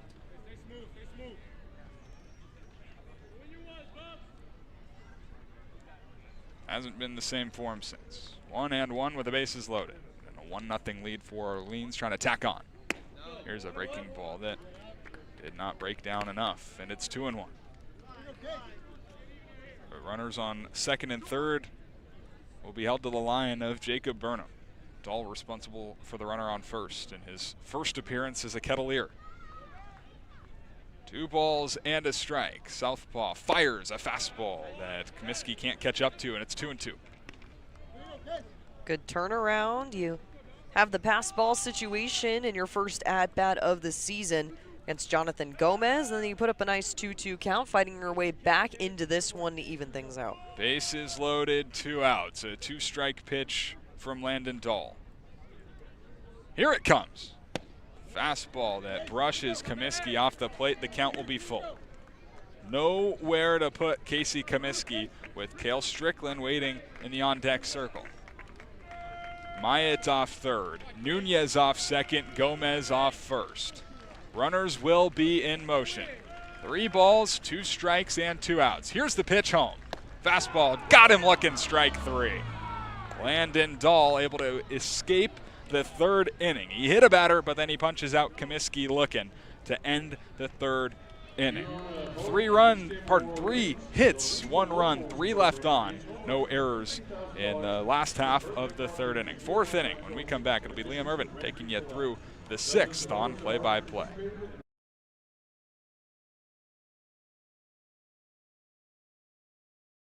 A Generac generator from RCA delivers more than reliable backup power. It delivers peace of mind. Peace of mind that comes from knowing our expert technicians, knowledgeable staff, and emergency service team are here when you need us most. As one of New England's leading Generac generator dealers, RCA provides a 10-year warranty and regular maintenance services to ensure your home stays protected. RCA, powering your peace of mind. Kettleers Baseball is brought to you in part by Mid-Cape Oral Surgeons, the Maxillofacial Surgery and Dental Implant Center of South Yarmouth. Doctors Theoritis, Meyer, and Sarah Pack are the Cape's leading experts on oral biopsies, wisdom teeth extractions, and dental implant reconstructive surgery. Call 508-398-6055 to schedule an appointment. We thank Mid-Cape Oral Surgeons for their support of the Kettleers.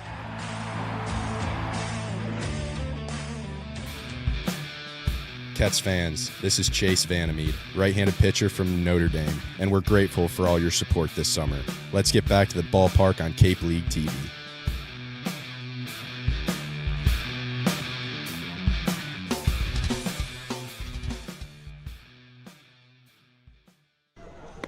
Gray skies cover Eldredge Park as 3 down and 6 more to go. Top of the 4th coming your way on Cape League TV. 1-0 Firebirds tack on their first in the bottom of the 3rd as Aiden Aguayo set to dig into the batter's box. Liam Ervin alongside Brooke Killgore. We've got a UCLA matchup to start things off. Eli Iwanaga back out on the mound for the Firebirds. Winds and deals. Chops it on the ground, foul down the left field line. Couple of instances so far this summer. We've seen Cincinnati Bearcat on Bearcat action with Ryan Taransky on deck here. You got Bruin on Bruin. He also got righty on righty. Iwanaga, the pitch. Takes just a hair high. 1 ball, 1 strike. Iwanaga came into a tough spot in the 3rd. Runners on 1st and 2nd with 1 out. He worked out of it. The 1-1. Lines one into left field. It will be down for a hit. Aguayo thinks about 2nd. He'll stay put at 1st, though. His 2nd hit of the day. And a leadoff base runner to start the top of the 4th. Aiden Aguayo yesterday seeing himself over to 1st with a hit by pitch and a walk, but then had the single back in the 4th and was brought all the way home. He only had 1 ball in that count there. Gets the early at-bat advantage with a 1-1 and puts himself over to 1st. Bruin v. Bruin advantage, Aiden Aguayo. He'll win that one and head down to 1st base. Lefty Ryan Taransky is due up next. He laid down a pretty bunt his last time up. First pitch to him. Takes on the corner, strike 1. Classic Taransky take there. Watch that one come by. He'll be the first of the 4th to see Iwanaga, so getting himself set there and expect a big swing out of him here. Aguayo off 1st, nobody out, top of the 4th. The pitch. Way outside, it runs to the backstop. Aguayo will take 2nd base with ease. Thinking about 3rd, but that's an aggressive decision. He'll stay right there. Wild pitch from Iwanaga, and a runner in scoring position with nobody out. There you go, get the base movement going early. Aguayo with the smart decision. Taransky pointing to him to make the move towards 2nd. Iwanaga with a smile, trotting back over to pick up the ball from his guy, Cale Strickland, behind the plate. So another opportunity in a 1-1 count. 1 ball, 1 strike. Runner on 2nd base, nobody out. 1-0 Firebirds advantage. The pitch. Smashes one to right center field. Chasing back is Larson and Terrell. Terrell has it. Tagging from 2nd is Aguayo. The throw will not be in time. That ball was tagged by Ryan Taransky, but it was right at Bub Terrell. Just had to shuffle a little bit to his left, make the play. More importantly, Aguayo moves to 3rd base, and there's 1 out with a runner on 3rd in the top of the 4th. I was just about to say, situational awareness in terms of the baseball playing by Ryan Taransky. He's got 4 hits on the season and 38 at-bats coming into today at the sac bunt to move runners up in the 2nd. Gets Aguayo 90 feet away from home. There's one of the hottest hitters in the lineup, J.J. Moran. Faces Iwanaga for the first time. The delivery. Takes low and away. Moran was 5 for his last 12 coming into today, batting .294. He scored 3 runs yesterday, but did strike out in his first at-bat in the 2nd. Infield plays in on the cut of the grass. Iwanaga kicks, fires, smashes 1 foul. Foul tip there by J.J. Moran. Some of the bigger hits yesterday coming with 2 strikes in the count. He had the single back in the 3rd before running all the way home, a single in the 6th, no strikes, 1 in the 8th with 1. 1 out on the board, top of the 4th inning. Aguayo on third base, infield in. Iwanaga's pitch. Hits one to the backstop. 1 ball, 2 strikes. Go, JJ, keep fighting. Do anything you can, you just need to put the ball in play. 1 out on the board. Transky able to move up Aiden Aguayo. You have a chance to tie this one up. Kets have stranded 4 runners on base tonight. It's a constant between the Firebirds and Kettleers as time is called and a balk is awarded. Aguayo will head home with ease as Iwanaga moved the front foot and gives a free pass to home plate. It's 1-1. It's probably the second balk that we've seen so far this summer, a rare instance, but taking full advantage, it's not on the Kettleers this time around, and Aiden Aguayo brings home the tying run. JJ Moran, a little less pressure off his back to make the play. He's off the hook. The 1-2 to him. Way high. 2 balls and 2 strikes. So Iwanaga just moved his front foot a little too much, and the home plate umpire, Mickey Garcia, was all over it. Aguayo takes home plate. It's 1-1 in the top of the 4th. Now Iwanaga will go from the wide. He deals. Smashes one on the ground foul. Might have been a broken bat for Moran. It is. It's a nice loud crack. That up over the top of the crowd, Mike, and JJ Moran fighting in this one around. That's his 3rd foul tip just in this at-bat. Forced a 2-2 count before striking out in the 2nd. Bats a-blazing for the kid out of Stanford. So Aiden Aguayo led off the inning with a single to left field. He advanced to second on a wild pitch, and then a line out to center fielder, Bub Terrell from Ryan Taransky, moved him to third. Then he moved home on a balk. So creating a run yourself to start off the top of the 4th for Aiden Aguayo. As JJ Moran now will face a 2-2 count with 1 out. The pitch from Iwanaga. Takes on the corner, strike 3. Backed him up with a nice breaking ball. That's the first for Iwanaga in relief. 2nd out at the top of the 4th. Sometimes it goes your way, sometimes it doesn't. That is just the game of baseball. JJ Moran with a defining statement yesterday, finding his way in practically almost every at-bat that he had. This time around, 2 punch-outs. Just got to stay consistent, let the game come to you.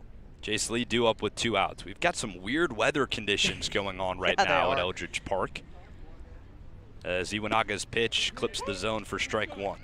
It's a weird balance of the sun peeking through the clouds. It was brightly on us about an hour or so before this game. Now it's complete cloud cover, but it's kind of coming down in this, I don't know how to describe that, but it's stunning. The 0-1 takes away. 1 ball, 1 strike. Well, our producer Adriana Leone and our broadcast director Joe Pratt informed us that if this game was at Lowell Park, there probably was a chance it wouldn't be played. Rain coming west of Eldredge Park. 1-1. Pops it up. Looks like it's foul. It is. Onto the berm behind home plate. Take a look at that weather map. Lowell Park completely in the bright red section of everything, so not a lot of grace there. I felt a couple of light raindrops while we've been here at Eldredge Park, but nothing to be aware, too scared of. You've got your umbrella just at your feet, so we're ready this time. Yeah, I was going to say, hey, we've got our umbrella. We've got our board covered up. It's 1 ball and 2 strikes to Jace Lee with 2 down in the top of the 4th. 1-1 ball game. Iwanaga's pitch. Blew it by him with a fastball upstairs. Strikeout number 2 for Iwanaga, this time swinging to cap off the top of the 4th, but the Kets get on the board.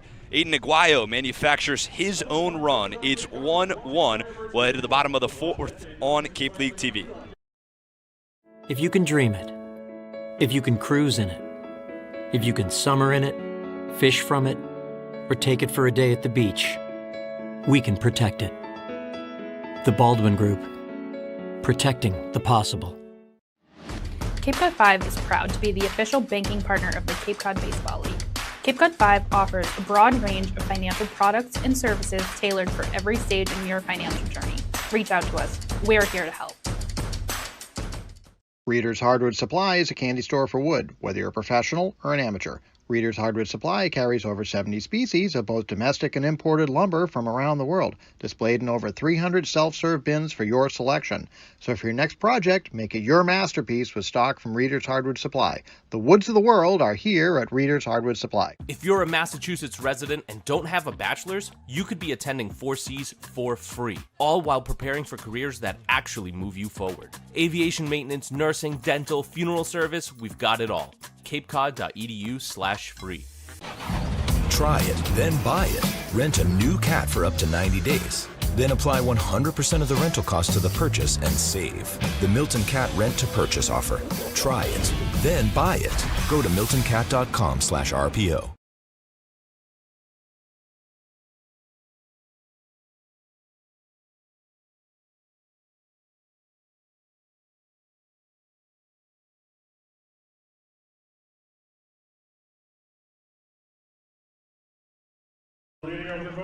Landon Dole back out for the bottom of the fourth inning at Eldredge Park. It'll be Cale Strickland, Garrett Larson, and the top of the lineup, Rowan Kelly, due up in a 1-1 ball game. Firebirds offense has been there today despite struggling upon the past 4 games. First pitch from Dole, way high. They've got 5 total hits. All of those were on the starter Burnham for the Kettleers. Landon Dole in now. He's 1-0. Breaking ball loops in for strike 1. Burnham was pretty solid. 2 2/3 innings pitched, 5 hits, just 1 run allowed. Dole's delivery. Another breaker, doubled up on it and found the zone. They talk a little bit about the first inning of work. Tyler Myatt, Dominic Cadiz really forcing multiple double-digit pitches, and then taking full advantage in the next. 1-2. Just a hair outside. DiMaggio thought it was strike 3. He'll have to throw it back to his guy Dowell on the mound for the 2-2. Really nice job to bounce back by Jacob Burnham. The 2-2. Got him chasing upstairs on a heater. Strikeout 2 for Landon Dole in his Ket's debut. 1 out in the bottom of the fourth. We can't see the radar gun here at Eldredge Park. We're blocked off by the third base dugout. But I tell you, that fastball's got some life to it. Got some good ride, and Cale Strickland goes chasing. Got to leave that one for the Birds. Yeah, looks like he's throwing hard. No pun intended on that, or was there a pun intended? As Dole pitches, lines it to left field, Taransky makes a nice play on the run for out 2. Yes. There was. Sure. Okay. It's 2 down in the bottom of the fourth. 1-1 ball game. Firebirds have 5 hits, and I'd say have probably hit about 10 baseballs hard today. Firebirds. I get it. There you go. Yes. Yeah, you're coming around. You're coming around, partner. Yeah, a lot of hard contact for the Firebirds, though. You're right. It's the lefty Rowan Kelly due up with 2 down. Dole's pitch. Breaker right in the zone. That has been effective for him. We were talking to your buddy Andrew, broadcaster for Orleans, and he said it feels like every time one of our guys hits the ball hard in this rough stretch, it's going right into a glove, and maybe not so much the case today. The 0-1 breaking ball misses low. 1 ball, 1 strike. Because it's been a struggle offensively for Orleans. They've been down in the trenches a little bit, but maybe starting to scratch and claw out of that. They have lost their last 4, 2-6 in their last 8. The 1-1 home. Fastball fouls it off.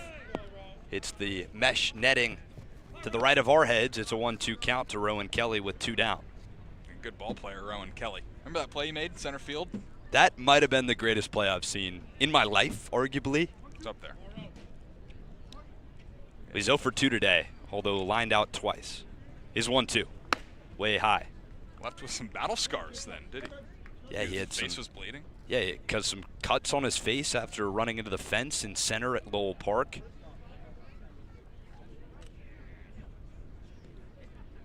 Two balls, 2 strikes.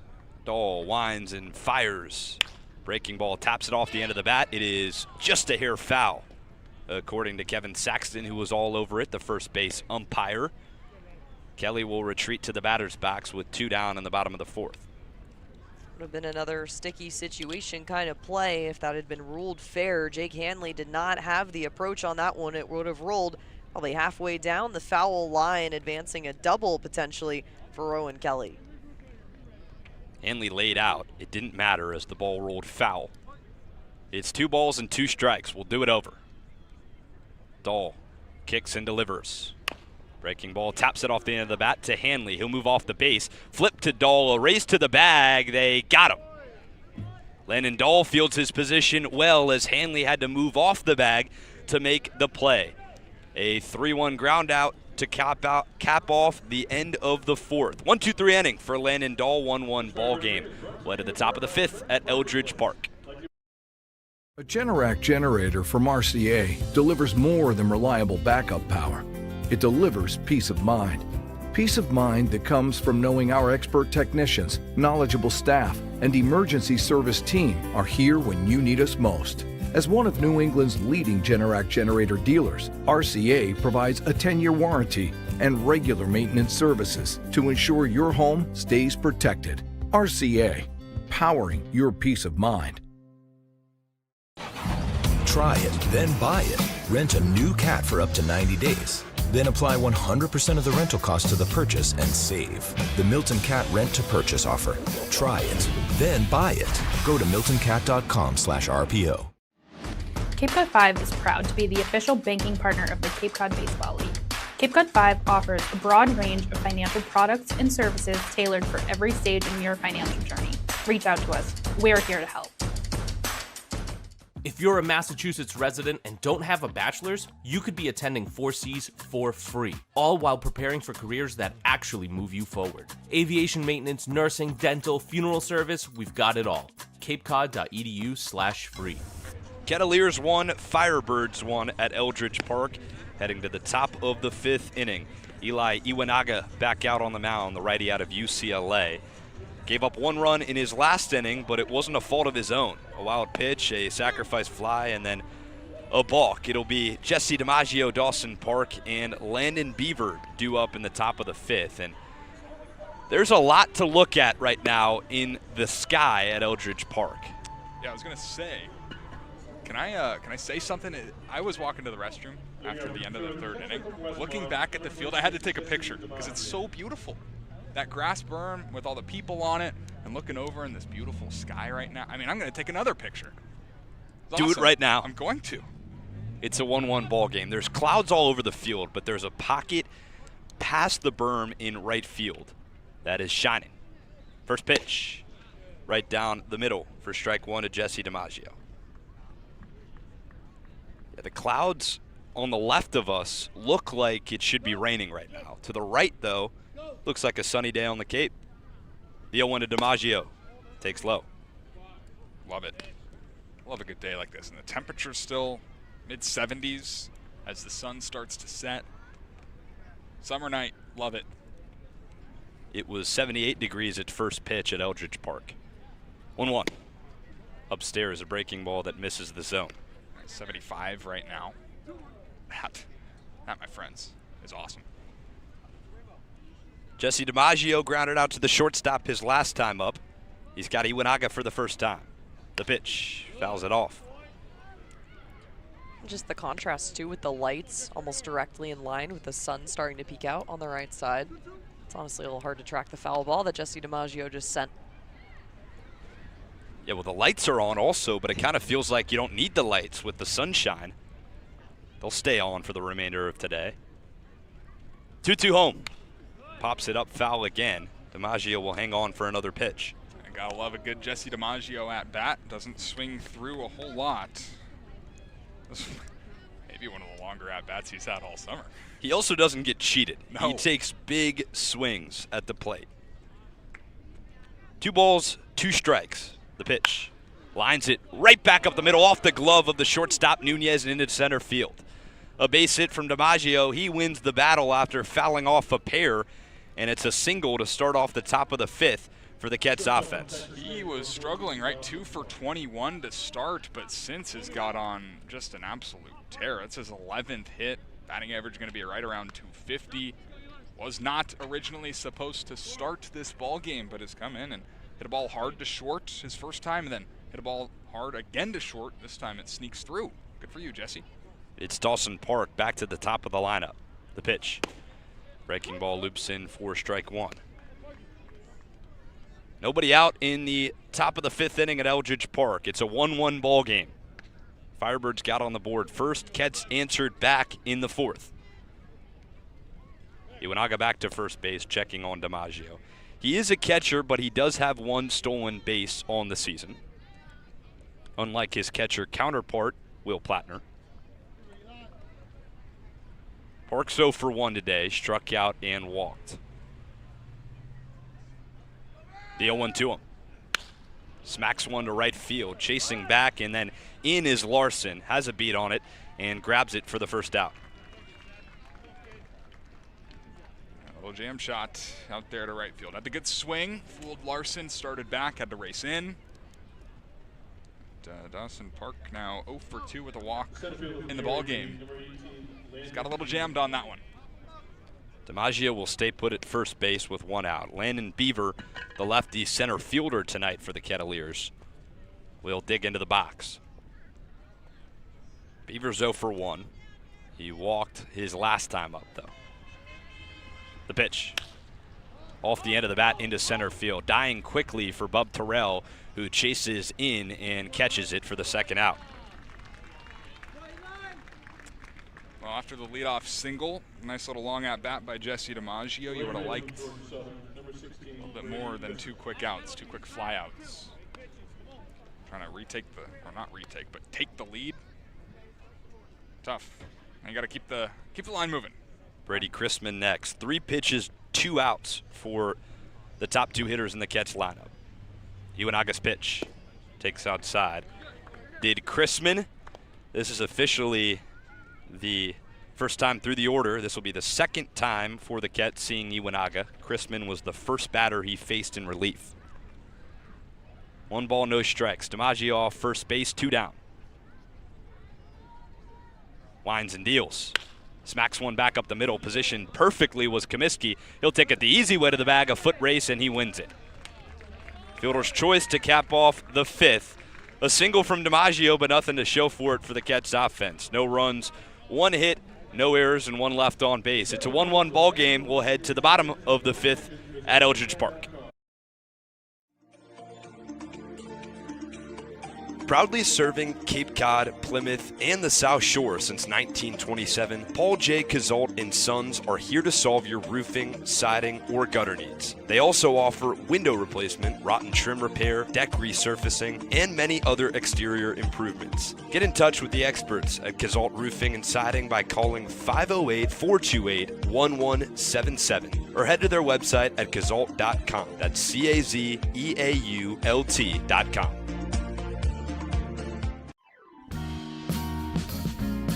Cape and Coast Bank has been supporting Cape Cod families since 1921. Just like the Kettleers, they believe in teamwork, commitment, and community. Whether you're planning your next big move or need smart business advice, Cape and Coast Bank is there to help. Find out more by visiting capeandcoastbank.com or at their nearby location off Falmouth Road in Marston's Mills. Hey Ketts fans, this is Ryan Taransky, outfielder from the University of Cincinnati. You're listening to Kettleers Baseball on Cape League TV.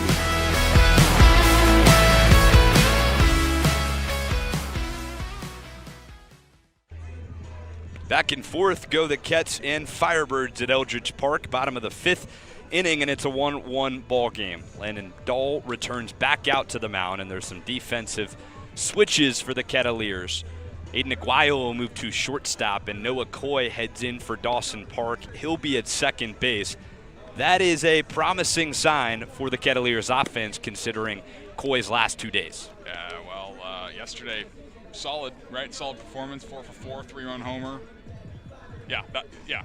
He's swinging it well right now, for sure. But got to think about Dawson Park a little bit, what could have happened. Now, don't want to speculate, but Plattner scratched before the game, still reason unknown, and Park taken out of the game. So we'll keep you updated. It's Dominic Cadiz to lead off the bottom of the 5th inning. Again, Kettleers 1, Firebirds 1. Landon Dahl back out there, the left-handed pitcher from Marshall. His first. Tapper off the end of the bat, back to the mesh netting behind home plate. It's 0-1 quickly. Mistake swing right there. Did not mean to pull the trigger. He did. Got some contact on it. And Landon Dahl starts in a 0-1 count. Dahl's delivery. Smacks one high in the sky down the first base line. Chasing is Hanley, and he has it.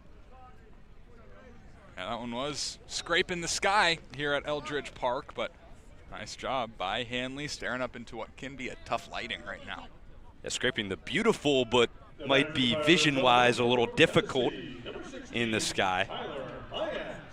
Sunny day. Originally at Eldredge Park, when batting practice was happening, it was a pretty nice day out, and then the cloud coverage came. It's one down for Tyler Myatt. First one to him. Breaking ball upstairs. Myatt was 0 for 13 coming into today. He has singled his first 2 plate appearances. 0 for his last 13. Exactly. Thank you for correcting me, partner. The 1-0. Outside on a breaking ball. Well, you know, he's a good player. He's played in every single game this year for the Firebirds. One of 3 players to do that on the Cape, one of 2 on Orleans. Him and Dom Cadiz. Good player, Tyler Myatt. The 2-0. Right down Broadway for strike 1. You know how tough that's got to be? Play a full spring, get out to the summer, and just play every game again? It's a lot. And clearly, they're trusted 2 and 3 in the lineup today for the Firebirds. The 2-1, just low. It's 3 balls and 1 strike to the 3-hitter Tyler Myatt. Corey Nunez standing on deck with 1 out in the bottom of the 5th. Third matchup between the Firebirds and Kettleers. The pitch. Smacks one to right field. Chasing back is Chrisman. He's managing the fence, still moving. Looks up, and it is gone. Tyler Myatt was 0 for 13 coming into today. He is 3 for 3, and he picks up his 4th homer of the summer. It's 2-1 Firebirds. Since the last time these 2 teams faced off, the Kettleers would give up a couple of home runs to the then catcher. Since then, they've hit only 1 in that 2-week stretch, and there is another one plopped towards right center field. Brady Chrisman doing everything he can, but the fence just in the way. There you have it. The lead is taken, or the tie, I should say, from Cotuit. It's going to be an interesting next set of runs. First pitch hacks back to the screen, did Corey Nunez. 0-1 following the homer. Well, there are favorable dimensions at Eldredge Park, as there are in quite a few other Cape League teams' home ballparks, Lowell Park not being one of them. 314 down the right field line, 300 to left. 0-1, up and out. That one was a little more towards right center field, kind of skied over the 359 sign, so struck well for Myatt. I got about 10 feet over it, and pretty much right in line with it. Taps foul. 1 ball, 2 strikes to Corey Nunez. Looked like it was a fastball on the inside corner that Myatt got around and just put out to right center field. Thought Beaver might have a shot at the wall. He leaped up last second trying to reach over the fence and make a play. The 1-2. Chops it through the left side for a base hit. Back-to-back for the Firebirds. This time it's just a single. Corey Nunez will be on first base with 1 out in the bottom of the 5th. Well, I'll tell you what about these Firebirds. They are hitting in bunches right now. Tyler Myatt with a 2-out single in the first. Corey Nunez followed him up with a base hit. Then 3 straight hits in the 3rd. Back-to-back base hits here in the 5th. When they're swinging, they're swinging. And Nunez has his 3rd hit of the ball game. Good. I mean, what a day for him. It's the dangerous Bub Terrell due up next. First pitch. Smacks one down the right field line. Oh boy, that had a long way to it, but it was way foul. Just a long strike for Landon Dahl. There has been 7 hits for the Firebirds today. All 7 of them have come from the 2 through 4 hitters in the Firebirds lineup. Cadiz, Myatt, and Nunez. The 0-1. Check swing. Did he go around? Appeal. Yes, he did. Come on. If he hits it, it's a double. He fully went around there. Took a second for Robert McHugh to make a call. He was positioned kind of out of line. He's standing behind the pitcher, Landon Dahl. Usually would be on the third baseline. Now it's 0-2 to Terrell with one out. 2-1 ball game. Orleans pushes across one on a homer.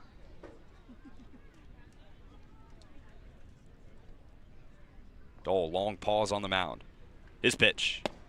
Outside, a fastball that missed the zone. Yeah, you got to be careful with this guy, Bub Terrell. You don't want to lay a cookie. You got 2 strikes on him. You got him to ground out twice, at least Jacob Burnham did. Pitch him away and pray. 1 ball, 2 strikes. Pitch to Terrell. Lines one into right field. It's down for a hit. Around second heads Nunez. He'll put on the brakes. But back-to-back hits for the Firebirds, and runners on first and second with one down. Second time today that the Firebirds have had 3 consecutive hits. This time Bub Terrell gets a breaking ball. It was away, and the prayer is not answered. Able to knock it through. Still double play possibility, though. Coach Curtin will head out to the mound to talk to Landon Dahl. Arm in the bullpen, Chase Vandermeed getting a couple of reps. Pitching coach Kevin Curtin will go out to have a couple words with his lefty, another lefty, or excuse me, righty in the bullpen. Chase Vandermeed, who was the winning pitcher the last time these two teams faced off back on the 26th. Orleans bats know him a little too well. 1 2/3 innings pitch, gave up 1 earned run. That would be the home run to McDougal. Just 2 runs to bring in, so only 1 earned run to his name, no walks and 2 strikeouts. Finished the day with a 6 ERA with 31 pitches tossed. So could be a detrimental arm for this Orleans batting staff and cutting off this run potentially. Yeah, kind of just made one mistake his last appearance against Orleans, and it was a breaking ball that just fell over the middle of the plate and was put over the right field fence. Runners on first and second with 1 down. Nunez off second, Terrell off first. The righty Jonathan Gomez due up. 0 for 1 today, hit by a pitch and struck out. Dahl set at the hit. Fires home. Outside.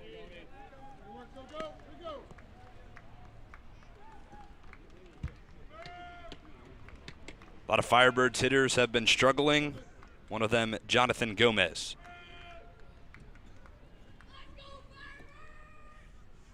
Is 1-0. Takes a bit outside.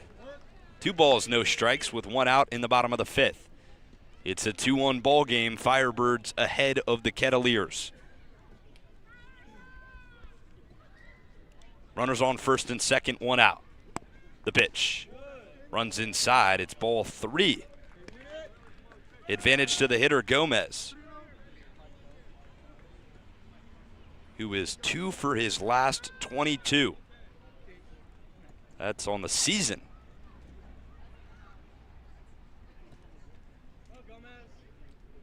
Dahl set. Brings it home. Right down the middle, gets you over. 3 balls, 1 strike to Gomez. Yeah, I think he had a pretty red light right there, to say the least. Runners on first and second, 1 out. Want to keep the line moving. The 3-1. Takes again, this time at the knees for strike 2. See that? Jesse DiMaggio pulling that one back. Done a lot of work, was doing a lot of work pregame with Scott McKeon. 3 balls, 2 strikes. The pitch. Got him looking on the knees.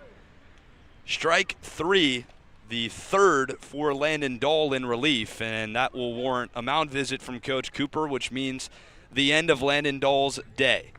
Gave up a homer. For now, we'll keep the runners at bay on first and second, but a call to the bullpen for Coach Cooper.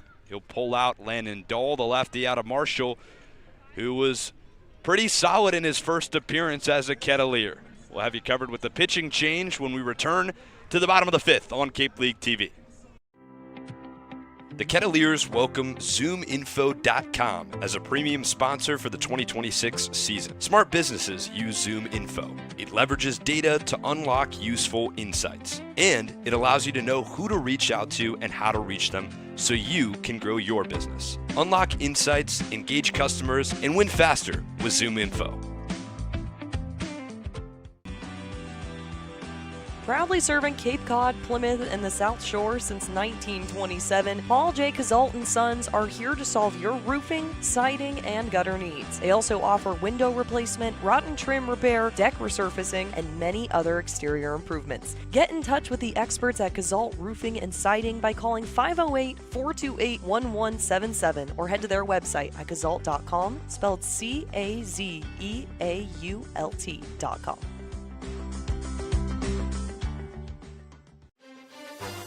Hey Kets fans, this is Brady Chrisman, catcher and outfield from Mississippi State. You're listening to Kettlers Baseball on Cape League TV. Chase Vandermeed enters the ball game with 2 down in the bottom of the 5th inning at Eldredge Park. It's 2-1, Firebirds on top of the Kettleers, and you want to talk about a change of velocity and arm slots. The 2 arms today for the Kets. Jacob Burnham, a lefty, pretty standard. Landon Dahl, a tall lefty. Now you bring in a righty submarine arm, Chase Vandermeed. Yeah, he is quite the change of pace. The submariner that gets the fastball up to 94 miles an hour has really settled in after kind of a rocky start right at the beginning of the summer. Each of his last 2 appearances combining for 4 innings pitched, 8 strikeouts, 1 earned run, just 1 hit.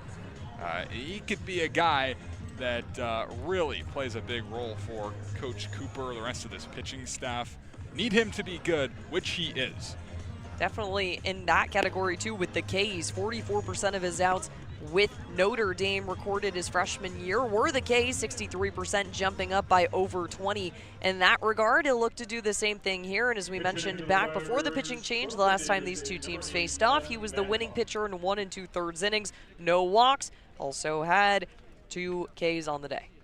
Well, he'll have to face a pinch hitter. The lefty Magpok heads in the game, switch hitter from San Diego State. Runners on first and second. 2 down for Chase Vandermeed in relief. First pitch. Takes on the corner, strike 1. What a first pitch to start things out for Vandermeed. That's what he's going to do. He's going to make you uncomfortable. Magpok replaces Casey Comiskey. Magpok, a 182 hitter on the season. Switch hitter, he'll hit from the left side against Vandermeed, the righty. The 0-1. Blew it by him with the fastball. Straight doors right there. No chance for Magpok. Got to get that foot down. Bringing some heat is Chase Vandermeed out of the Kets bullpen. 2 down. Terrell off first, Nunez off second. In a 2-1 ball game. Vandermeed trying to relieve the Kets pitching staff. Checks back to second base for now.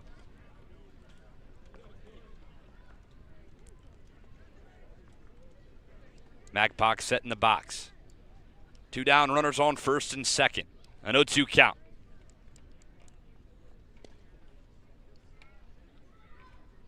Vandermeed home. Just low. So what? Pitcher's pitch, still way ahead, still in command. Magpok really has not looked comfortable in this at-bat. Got maybe that pitch setting up this one right now. Runners off first and second. The 1-2.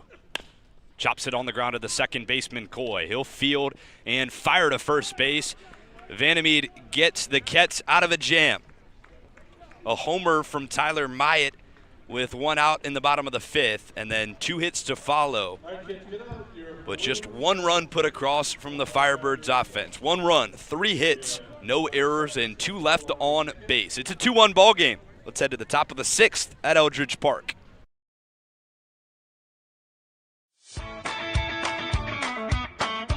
Aubin Equipment has been providing service to commercial landscapers in the Cape Cod area for more than a decade. They're staffed with experts and professionals who provide you with personal service for all your equipment needs. Aubin Equipment is the exclusive sales and service dealer for Walker Mowers on Cape Cod, and we're named the top dealer in Walker Equipment 3 years in a row. Find Aubin Equipment online at aubinequipment.com or stop by Monday through Friday at their location in South Dennis.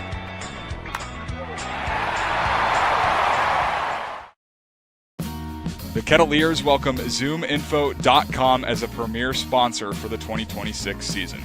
Smart businesses use ZoomInfo. It leverages data to unlock useful insights, and it allows you to know who to reach out to and how to reach them so you can grow your business. Unlock insights, engage customers, and win faster with ZoomInfo.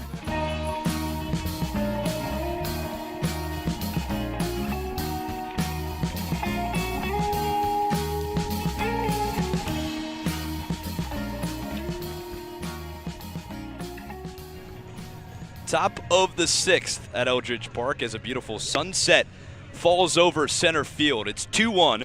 Firebirds ahead and claiming the lead of the Kettleers back in the bottom of the 5th inning via a solo shot from Tyler Myatt. But otherwise, Chase Vandermeed comes in and does a good job on the pinch hitter out of Magpok. He'll be a defensive replacement at second base. Iwanaga still in the game, facing Hanley first.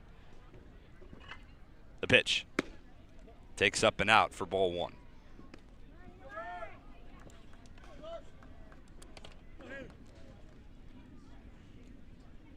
Hanley set in the lefty batter's box. The pitch to him. Loops into the zone. Strike 1.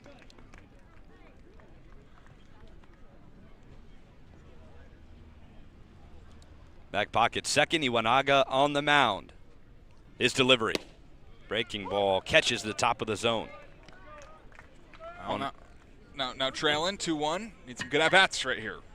Heart of the order. Hanley, Aguayo, Taransky, 4, 5, 6. The 1-2. Oh, fouls it off the mask of Strickland behind the plate sharply. Kind of rung his bell. Home plate umpire Mickey Garcia will take a sec to wipe off the plate. Yeah, that does not feel good. That knocked the skull mask right off. And I'd guarantee you his ears are ringing. Hanley's still down 1-2 in the count after fouling that one off. Iwanaga back out on the hill for the Firebirds, working on 3 innings pitched. Winds and deals. Lines it right past the right side into center field. A single for Jake Hanley to start off the inning, and a leadoff base runner for the Kets. A 2-strike hit at that. That's a great swing from Hanley. He's had some batted ball luck over the last week or so. So he'll take that one. That was hit hard. Maybe some more to follow for the new-ish Georgia Bulldog.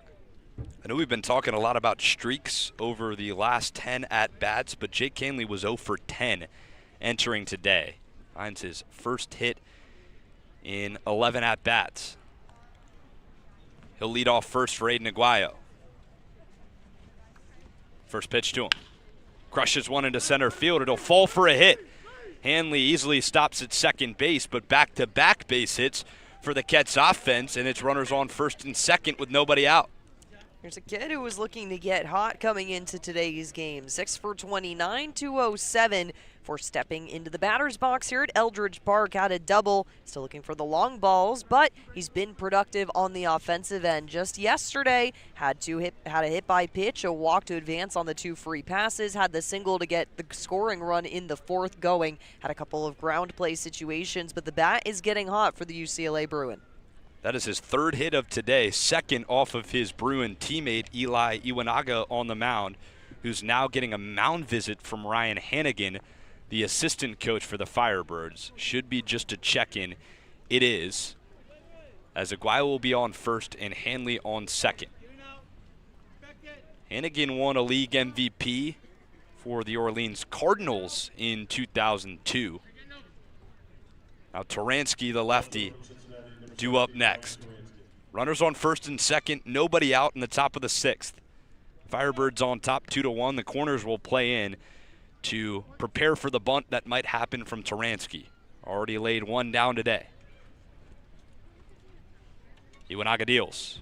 Taransky hacks and fouls one back over our heads, 0-1 quickly. I say let him swing, right? I mean, he did his job earlier. The boys behind him unable to cash in.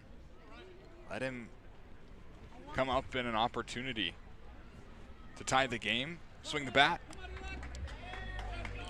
Runners lead off first and second. Corners still play in. Iwanaga home. Taransky smacks one to right field. Chasing back is Larson. It is way gone. Ryan Turansky with his first homer of the 26th summer. It's a 3-run bomb, and the Kets find the lead again in the top of the 6th. It's a kid who told us on 4th of July after the festivities, I'm not sure when my next hit is going to come. He was getting frustrated, although successful on the walks and tying first for league on base percentages there. Sends this one to right center field. It's been kind of the death zone for pitches and pitchers trying to toss balls there, and there you go. Back-to-back days with home runs for the Cotuit Kettleers, and you got a lead change. It is 4-2. Kettleers on top. They reclaim their first lead of the game following the tie. Good response. First pitch to Moran. Fists one off the hands into the glove of Cadiz at first base. How about it? Ryan Turansky, back-to-back days with a three-run homer for the Kets. That puppy was crushed. I mean, no doubt. Look at you calling some homers. That's 2 back-to-back days. Nice, man. I'd like to inform you guys I'll be staying on for the rest of the season. Go for it. Jace Lee due up with 1 out. Moran lined out to the first baseman, Cadiz. How about Ryan Turansky? He was due. First pitch, fouls it off. To say the least, man. Hit some balls hard. It's starting to see some hits fall. Needed that extra base hit, his first extra base hit of the summer. Well, he actually, if you remember, we were talking about the Rowan Kelly catch. That was off of Turansky. Iwanaga home. Chops one foul down the third baseline. It's no 2 count to Jace Lee with 1 down. 4-2 Kettleers. So Turansky, the last time these two teams played at Lowell Park, hit one very far to center field that Rowan Kelly scaled the wall for and robbed him of a homer. The 0-2. Just a hair high for Jace Lee. 1 ball and 2 strikes. Yeah, try catching that one, Rowan. That was my point of that. Oh, yeah, he says, to heck with all that. I'll just hit it way over the fence so you can't get it. It's tough to catch it as the DH, but point stands. Outside Lee, it's 2 balls and 2 strikes. I don't think Bub Terrell is going to get that one either. There was not a chance. That was into the bullpen in right center field. Turansky got a hold of it. It's 2-2 with 1 out to Jace Lee. Iwanaga winds and deals, loops a breaking ball into the strike zone and misses the bat of Jace Lee for strike 3. Lee goes down swinging for the 3rd time tonight. It was a breaking ball that was hung in the middle of the plate. Just couldn't quite get there. I think sometimes when you see a breaking ball, you expect it to fall below the zone. Lee kind of swung towards the bottom of the zone, but went above his bat. First pitch, low to Jesse DiMaggio, the 9-hitter tonight for the Kets. 2 down in the top of the 6th inning. It's a 4-2 ball game. Brand new ball game following a Ryan Turansky 3-run shot. Iwanaga home. Lines one over the head of the third baseman into left field. Another hit for Jesse DiMaggio. He swings early. He swings often. Got this one off the end of the bat, but muscles it into left field. This will do it for Eli Iwanaga, who already had a mound visit in the inning following the hits from Jake Canley and Aiden Aguayo. Then Ryan Turansky sent one over the right field wall for a 3-run bomb. It is 4-2 Kettleers on top. Pitching change coming up in the top of the 6th inning at Eldredge Park with 2 down. We'll have you covered with who the man is coming out of the bullpen when we return.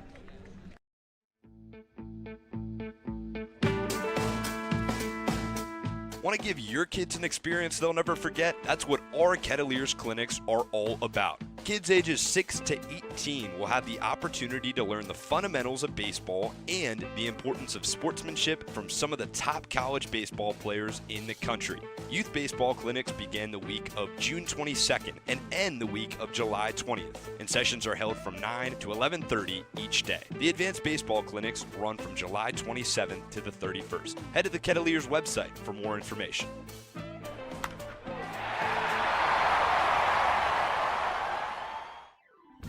A Generac generator from Mercier delivers more than reliable backup power. It delivers peace of mind. Peace of mind that comes from knowing our expert technicians, knowledgeable staff, and emergency service team are here when you need us most. As one of New England's leading Generac generator dealers, RCA provides a 10-year warranty and regular maintenance services to ensure your home stays protected. RCA, powering your peace of mind. Hey Cotuit fans, this is Jackson Yarberry, right-handed pitcher from Indiana University. This is your home for the Kettleers baseball all summer long. Catch all the action from Lowell Park and on the road right here in Cape League TV.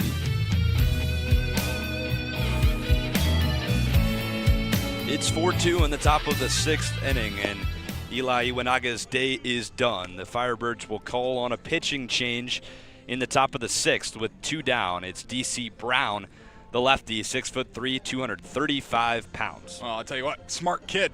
Last year at Rice, now going to Brown, and coming on, only pitched 3 innings at Rice, approaching that here this summer, coming off an appearance against the best team in the league. YD, that was his first appearance. He made his presence known. 2 innings pitched, a run, but 3 strikeouts, coming off a scoreless appearance against Wareham. It's been a while since he's pitched. The 30th was the last time he took the hill. It was a scoreless inning with a base hit. Another big-time bat coming up to play in Noah Coy, but really quick update for you. That Ryan Taransky 3-run homer, 395 feet, 104 mile an hour off the bat. Oh, boy.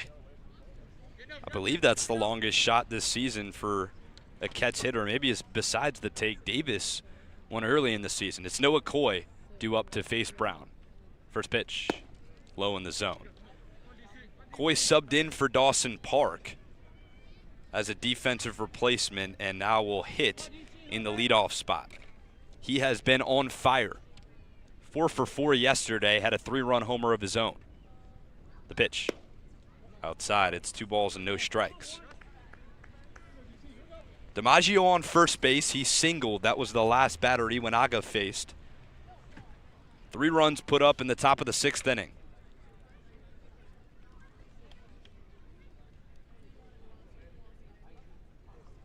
The 2-0. Outside again. Oh, no. Wow. It looked like it was outside from our vantage point, but Mickey Garcia says no. That's a great take, Noah Coy. Great take. Garcia's opinion matters more than us. 2 down, top of the 6th, 4-2 ball game. Kettleers on top of the Firebirds. The lefty Brown set. His pitch. This time way low. No debate for that one. It's 3 balls and 1 strike to Noah Coy.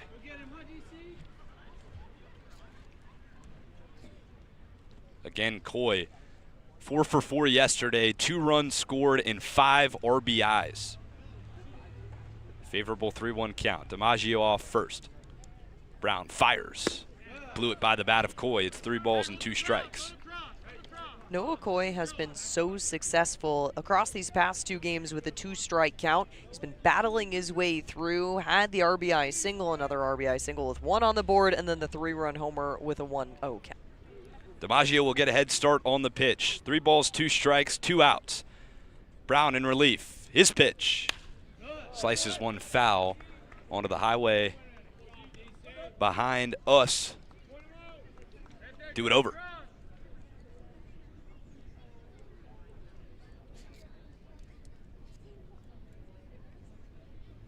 DC Brown, last appearance was against Wareham on the 30th. 1 inning pitched, 1 hit, no runs.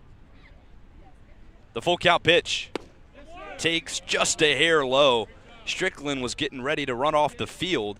He'll have to head back to behind the plate as Coy takes a free pass and heads bound to first base. Runners on first and second now with 2 out. Well, that's a sign of a guy that's locked in at the plate, to say the least. Noah Coy spitting on a couple of tough pitches. Ball don't lie, right? Probably should have been walked earlier in that at bat, but hey, draws the walk regardless. And Landon Beaver got to see a couple extra pitches on the on-deck circle. It's Landon Beaver, the lefty. The pitch. Takes in the zone for strike 1. Another lefty-lefty matchup. A smart decision for Kelly Nicholson to bring in the lefty with 2 at the top of the lineup now since Coy pinch hit. Runners on first and second, 2 down. Brown's pitch. Lays off outside.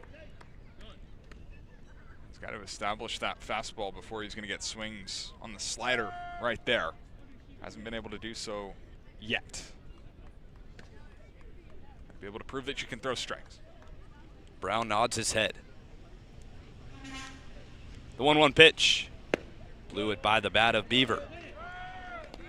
It's 1 ball and 2 strikes with 2 outs. Runners on first and second. DiMaggio on second and Coy on first.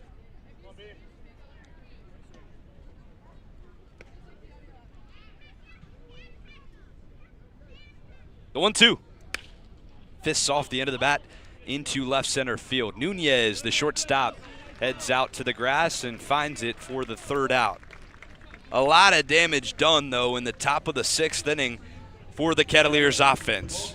Most of that comes from a 3-run homer for Ryan Taransky. It is 4-2. Kettleers take the lead for the first time today against the Firebirds. We'll head to the home half of the 6th next on Cape League TV. Boston Hand to Shoulder is the go-to team for Boston's professional athletes, musicians, workers, and families across New England. They are trusted orthopedic specialists for athletes and everyday people. So if an injury is slowing you down, Boston Hand to Shoulder is now on Cape Cod. Call 617-965-HAND for all your hand and upper extremity needs. Boston Hand to Shoulder, proud sponsor of the Kettleers. Cape and Coast Bank has been supporting Cape Cod families since 1921. Just like the Kettleers, they believe in teamwork, commitment, and community. Whether you're planning your next big move or need smart business advice, Cape and Coast Bank is there to help. Find out more by visiting capeandcoastbank.com or at their nearby location off Falmouth Road in Marston's Mills.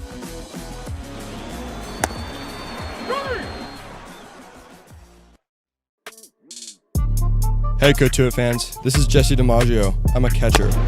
This is your home for Kettleers baseball all summer long. Catch all the action from Lowell Park on the road right here on Cape League TV. Beautiful sunset has faded. It's almost all darkness at Eldredge Park for the bottom of the 6th inning. It's a 4-2 ball game. Keds tack on 3 in the top of the 6th inning via a Ryan Taransky 3-run shot as Chase Vandermeed heads back out to the mound to face off against 8-9-1 in the Firebirds lineup. Cale Strickland, Garrett Larson, and Rowan Kelly do up. Well, Vandermeed did his job, right? Coming in relief, faced 1 batter, got the ground out of Adam Magpock. Now he's going to be asked to give a little bit of length with a 2-run lead.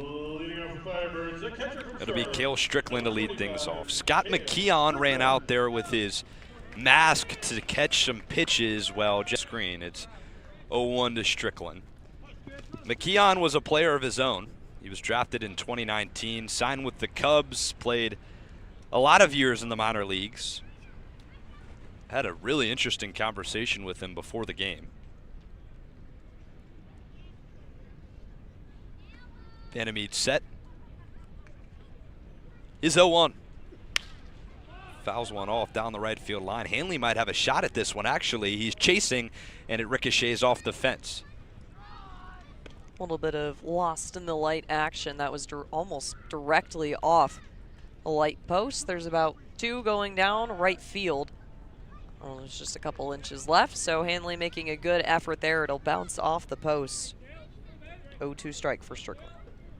So Keds, before the 2-game winning streak the past 2 days, lost 6 in a row before that.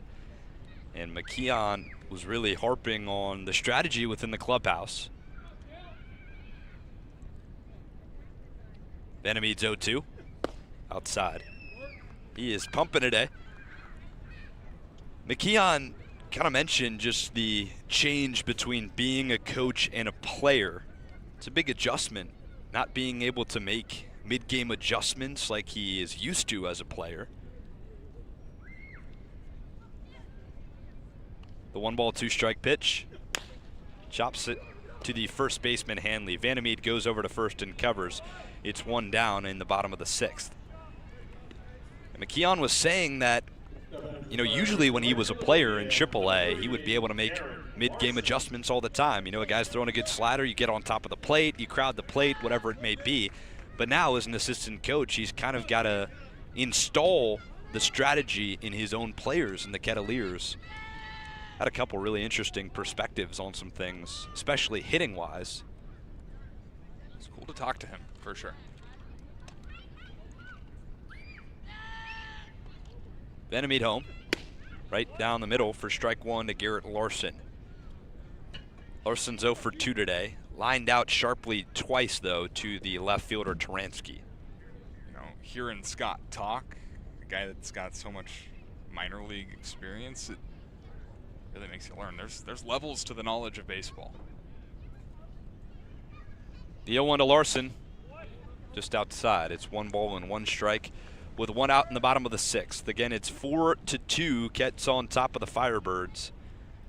He said it's not too far off, did Scott McKeon, from Cape League baseball, minor league baseball, Cape League baseball. Obviously all about development, but guys want to win at the end of the day. The pitch slashes one out of play, foul. Yeah, pretty much gist of our conversation was losing sucks. So, you know, you're going to have a bad day, try and win the game. And if you're going to have a bad day at the plate, then at least try and foul off some pitches, make the pitcher work, and give the guys on deck a look as to what's coming. Always try and get more information. Be as helpful as you can in any situation. 1-2, fouls it back. Larson has fouled off a couple in this at-bat. Yeah, he said it's kind of like a hockey assist, and this will be relevant for you as well, Brooke, is, you know, in hockey you can have 3 guys assist on a play. In baseball, that's not as evident, but it kind of is indirectly at the plate. He was talking about Noah Coy's homer yesterday. So it'll be 1-2 to Larson. This pitch, breaking ball, loops in for strike 3. The first for Vandermeed of the day, 2 down in the bottom of the 6th. He said at-bats are kind of like hockey assists. So yesterday, when Noah Coy was up, the starter yesterday for Harwich was throwing about 94 or 93 miles per hour. By the time he got to Coy, he was throwing 91. A big result of that was Landon Beaver fouling off a couple of pitches and drawing a walk, which kind of runs down the starter. So he credited Landon Beaver with a hockey assist on that one. Yeah, him and Sturgis, Guayo, J.J. Moran. Outside to Rowan Kelly. Those guys all put in really good work. Even more so than that. I mean, there were at-bats, good swings by Kroberger. Good swing by Isaac Sturgis again before the walk. Like, all of that kind of leads into what happens later in the game. It's all information, and it all plays a factor the further the game goes on. The 1-0 to Rowan Kelly. Takes inside for strike 1. Well, hockey analogies are always so interesting. Perks my ears up 100%, but it's really wearing down the defense as much as you can. You put the screens up in front of your backstop in between the pipes, get guys going there, taking the hard slap shots that you might see from a guy like Alex Ovechkin to wear down your defenseman, and you put in the great play through the legs, probably the 5-hole. 1-1 up high. It's 2 balls and 1 strike with 2 outs in the bottom of the 6th. Alex Ovechkin is speaking my language. That's about one of the few hockey players I know. There you go, Caps. Signed on for another year. Oh, yeah. That's the hockey to baseball reference for tonight. Makes me happy. It's 2-1 to Kelly. Vandermeed fires and clips the zone for strike 2.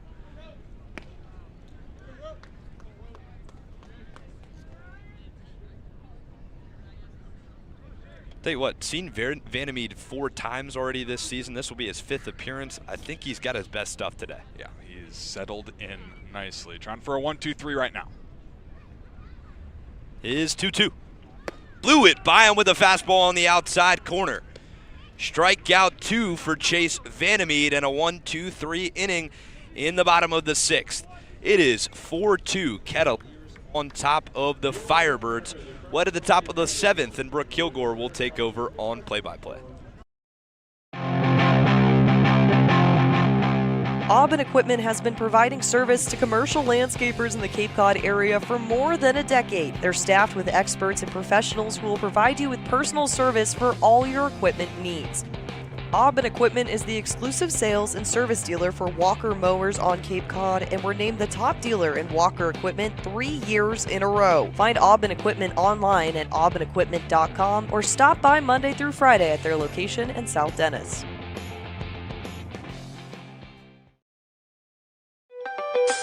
Beacon Gardens is Osterville's premier garden center. Located on Osterville and West Barnstable Road, Beacon Gardens prides itself on quality products and excellent customer service. Check out their wide assortment of garden products and find everything you need to beautify your home. Beacon Gardens, Osterville's premier garden center. Try it, then buy it. Rent a new cat for up to 90 days. Then apply 100% of the rental cost to the purchase and save. The Milton Cat Rent to Purchase offer. Try it, then buy it. Go to miltoncat.com/RPO. Hey Cats fans, this is Noah Coy, shortstop from Notre Dame. You're listening to Kettleers Baseball on Cape League TV. Just like the sky changes here at Eldredge Park, so does the momentum for these Cotuit Kettleers coming into today's game. A 7-12 record, battling back from a 6-game losing streak, looking to add a 3-winning run here against these Orleans Firebirds. Brady Chrisman will take to the box here in the top of the 7th. Started as a tight 1-1 tie, results in a 4-2 winning stretch. Kick things off with 3 innings left on the board. Carson, the righty, awaits, and strike one is called on him. So Brady Chrisman today has been looking for that play to kick things off. He's 0 for 3. Had a bit of a fielder's choice situation back in the 5th. It's been a productive outing for Ket's bats all around. Big hack coming out of him, make it an 0-2 count to start things off here in the top of the 7th. 4-2 score for these Cotuit Kettleers. DC Brown turns for another outing of work. It's been pretty instrumental so far for the Firebirds. 1 1/3 innings pitched, 1 walk. Chrisman foul tips this one over the light post to our right side. DC Brown, the recent commit to Brown. Any relation, Carson? Sources are telling me no relation. The 0-2 count here in the top of the 7th, no outs on a board. Cats up 4-2. The toss. Chrisman takes the foul tip, what looks to be off the corner of the bat, down low, the bottom right of the zone. Chrisman will readjust the batting gloves. Due up out of the right fielder from Mississippi State, Jake Hanley and Aiden Aguayo. 2 productive bats back in the 6th. 2 singles from them. Chrisman rotating the bat around before finally coming to terms with his stance. Bouncing the left foot up and down. Pitch way on the outside. Popping out of the stance and leaning towards the right, Cale Strickland. Make that a 1-2 count. The right fielder coming into today's game. 238 batting average, 2 doubles, a home run, 8 RBI. Still looking for that first hit of the day. Grounds this one over to third base, picking it up. Jonathan Gomez tossing it to his first baseman on the end. Cadiz is in time. Chrisman will be the first out here in the top of the 7th. Oh, look what I found. Jonathan Gomez, nice play. Soft hands at the third base bag. He got a high chopper. One down to start off the top of the 7th. The Firebirds would love a 1-2-3 inning right here. 1-2-3 inning may be tricky for DC Brown and his defense. Jake Hanley steps to the plate. The second batter here in the top of the 7th had a single in the 6th to get a massive momentum shift going.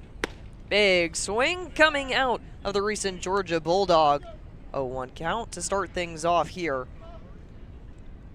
Brought in home by the long shot to right center field of Ryan Taransky. Alongside Aiden Aguayo. DC Brown kicks up. This one clips the zone according to home plate umpire Mickey Garcia. Make that an 0-2 count for Jake Hanley. He's no stranger to the 2 strikes next to his name. Every at-bat today has had 2. The delivery. Foul tips this one over I-28 just behind us there. No cars will be in danger. Hanley will survive. 0-2 on the board. Another close game for both of these teams. The Cats are familiar with it. 8 of their losses have been by 3 or less. The delivery. Rung up will be Jake Hanley. DC Brown putting up another K on the day after coming in relief for Eli Wagner. DC Brown sends Jake Hanley back to the dugout. We've got 2 up, 2 down here in the top of the 7th. Well, first strikeout for DC Brown, and Jake Hanley did not think so. Chance to go 1-2-3. Cats haven't gone 1-2-3 since the first inning. That would be off the arm of Ben Rabatin. First pitch, big swing coming out of Aiden Aguayo. Today's game has been nothing but trouble for Orleans arms. 3 singles on the day. Good 3-for-3 outing for him. The approval coming out of Brown on the mound. Lefty delivers. This one upstairs, grazing past. Just the collar of the jersey of Aiden Aguayo. Take a step back, breathe up. A crossing motion across the chest. Go back into the batting stance. A 1-1 count for him. The dish. Big swing out of Aguayo for strike 2. Make that a 1-2 count. You got 2 up, 2 down here in the top of the 7th, a 4-2 score between these Kettleers and Firebirds on a nice Friday night here on Cape Cod. Ryan Taransky, the big hitter with the 3-run homer on deck. Aguayo waits. Hacks this one off over the top of the heads. Everyone the right side of home plate. Garcia will receive a new set of balls. The Bat Kid over on the first dugout. Oh, hey, the sun is set. Lights are on. It's dark, but still a good turnout here at Eldredge Park. Weather has been nothing but kind to these two teams today. The 1-2. This one downstairs. Aguayo bends in the knees, but does not break. Even count, 2-2 to get things going here. Reading that Eldredge Park has a capacity of 6,000 people. Can you believe that? It's a lot of people. That would be a lot on the berm. Yeah. I don't know about 6,000 tonight, but really good crowd. Doesn't say yet. This one off to the side. Aiden Aguayo fights his way back into a 3-2 count. 2 outs on the board. Payoff pitch is loading. Doesn't say yet on the official website. Aiden Aguayo with the big swing, and DC Brown retires 3 up, 3 down, back-to-back Ks on the day for the arm recently committed to Brown University. We're headed to the bottom of the 7th after we stretch here on Cape League TV. A Generac generator from Mercier delivers more than reliable backup power. It delivers peace of mind. Peace of mind that comes from knowing our expert technicians, knowledgeable staff, and emergency service team are here when you need us most. As one of New England's leading Generac generator dealers, RCA provides a 10-year warranty and regular maintenance services to ensure your home stays protected. RCA, powering your peace of mind.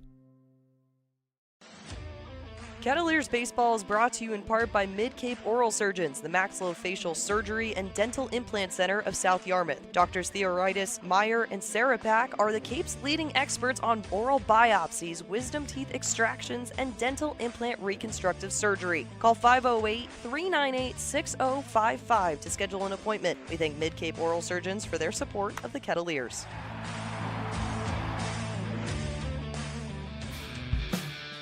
Cats fans, this is Chase Vandermeed, right-handed pitcher from Notre Dame, and we're grateful for all your support this summer.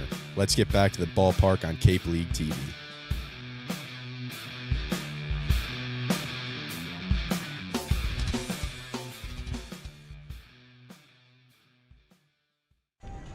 Stretching is complete here at Eldredge Park as scorebook flips around and Chase Vandermeed will return to his rightful place. The arm for these Cotuit Kettleers be the second call to the bullpen on the day for Rob Cooper.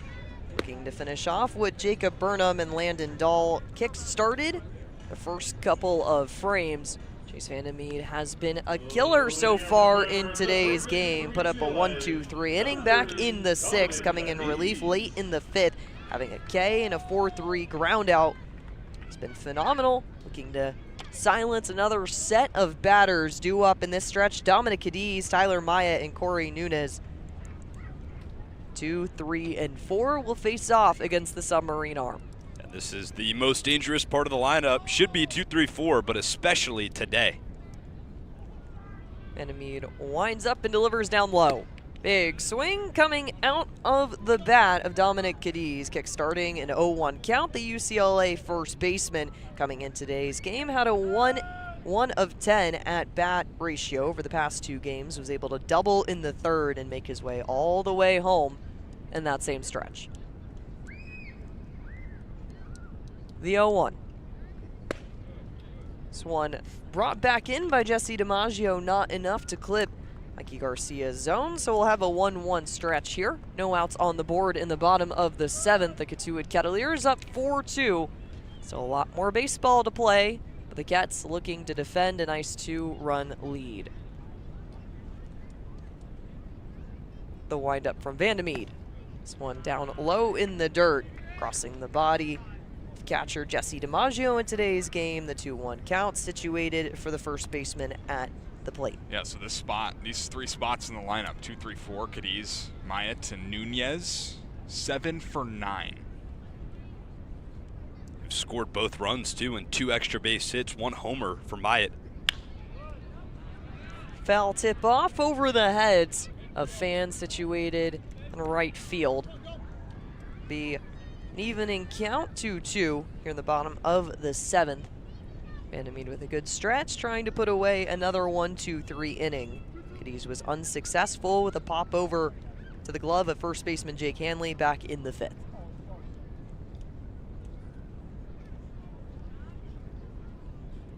Two for Vandermeed.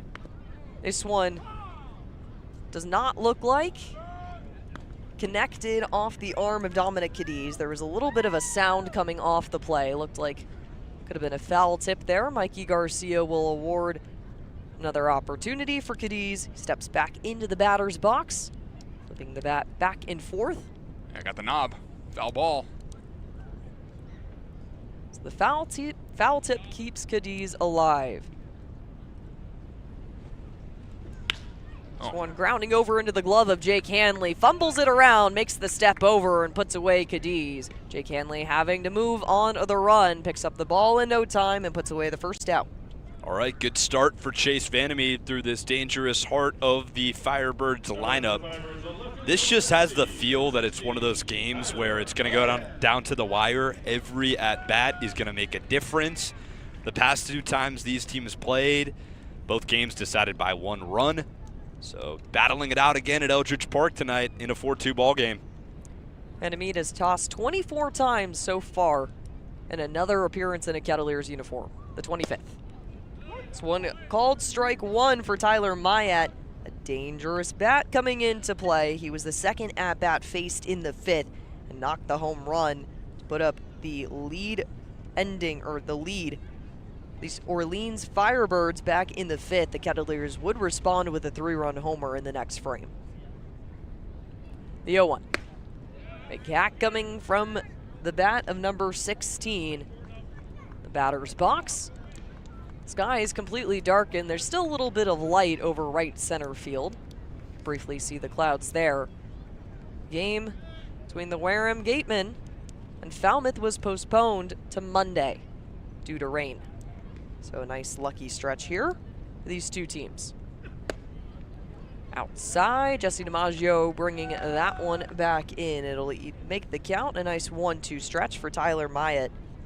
You don't want to get hot here. Coming into today, 0 for 13. Broke the stretch with 2 singles before sending his last at-bat yard. The 1-2. Maggio having to flash the leather.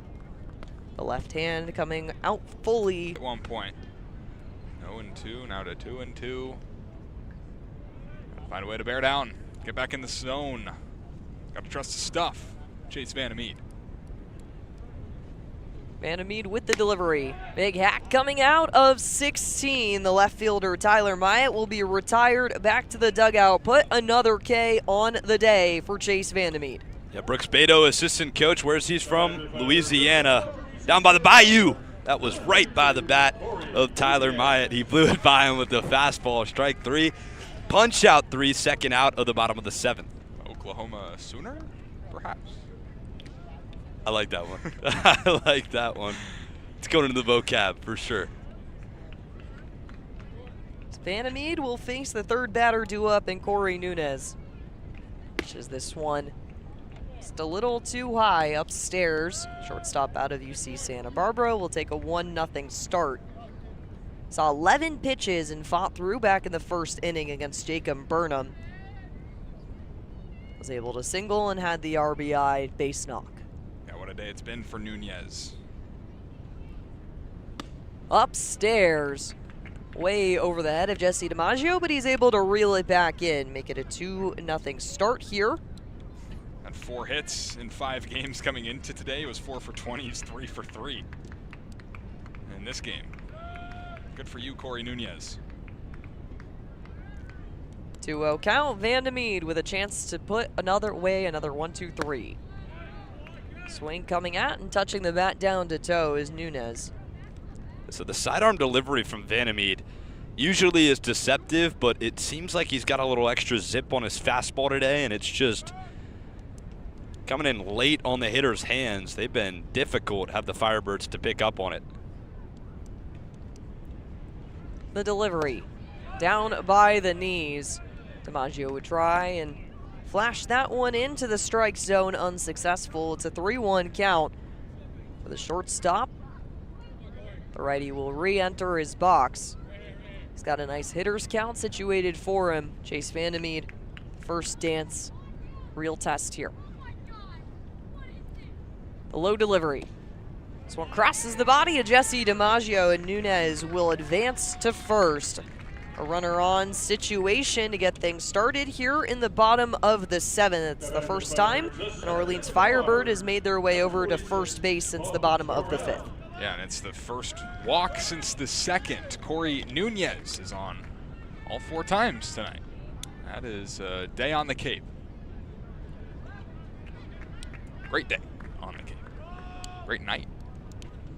So the guy that brings all the headlines, Bub Terrell, the center fielder out of Auburn, will take the first pitch.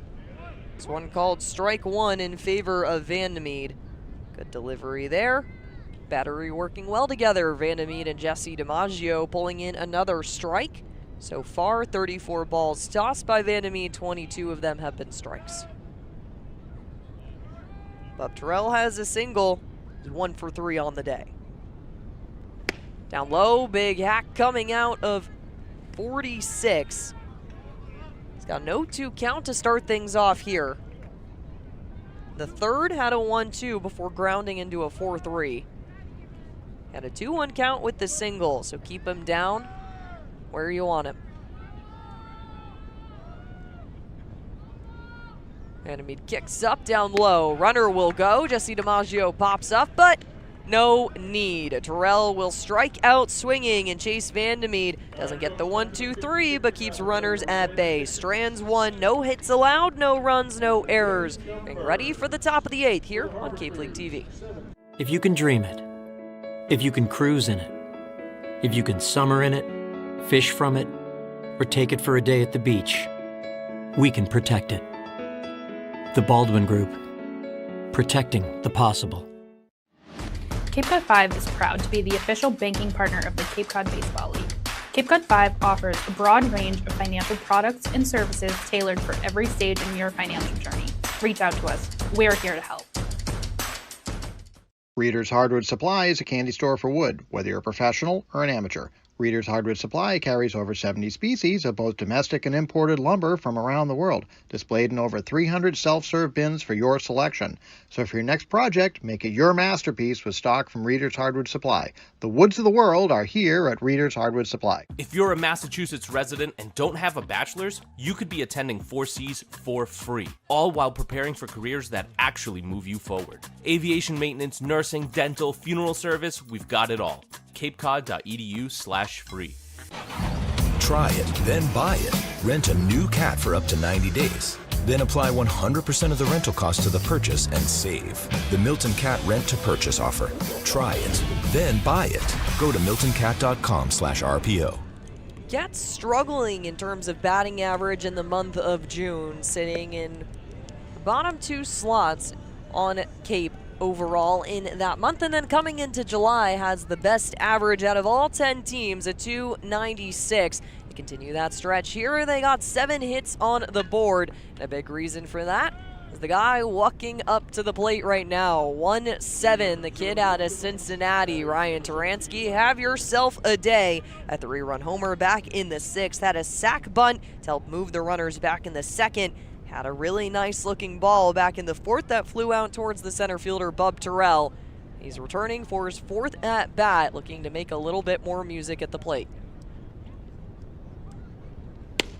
Dish to him, he'll watch that typical Taransky play to take the first ball, watch that go by, get a feel for what type of pitch he's facing there. And you saw it happen. The first swing in the 6th was the 3-run shot. So it could be quick swing here. The 0-1. Bunt play. Rolls off into foul territory, so no need. Taransky jumping off immediately off the plate.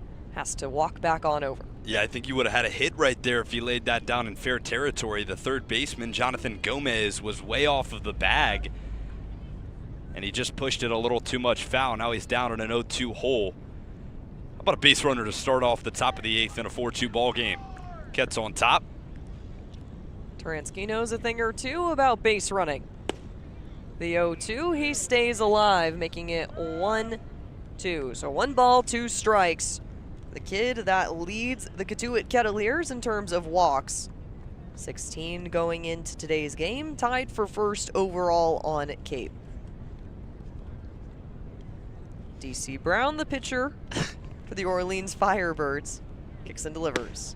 Big hack coming out of Taransky. He'll be sent back to the dugout. So no big shot coming out of the Cincinnati Bearcat here today. But that brings up J.J. Moran, who also has the hot swing. Hey, that's 3 straight strikeouts for DC Brown.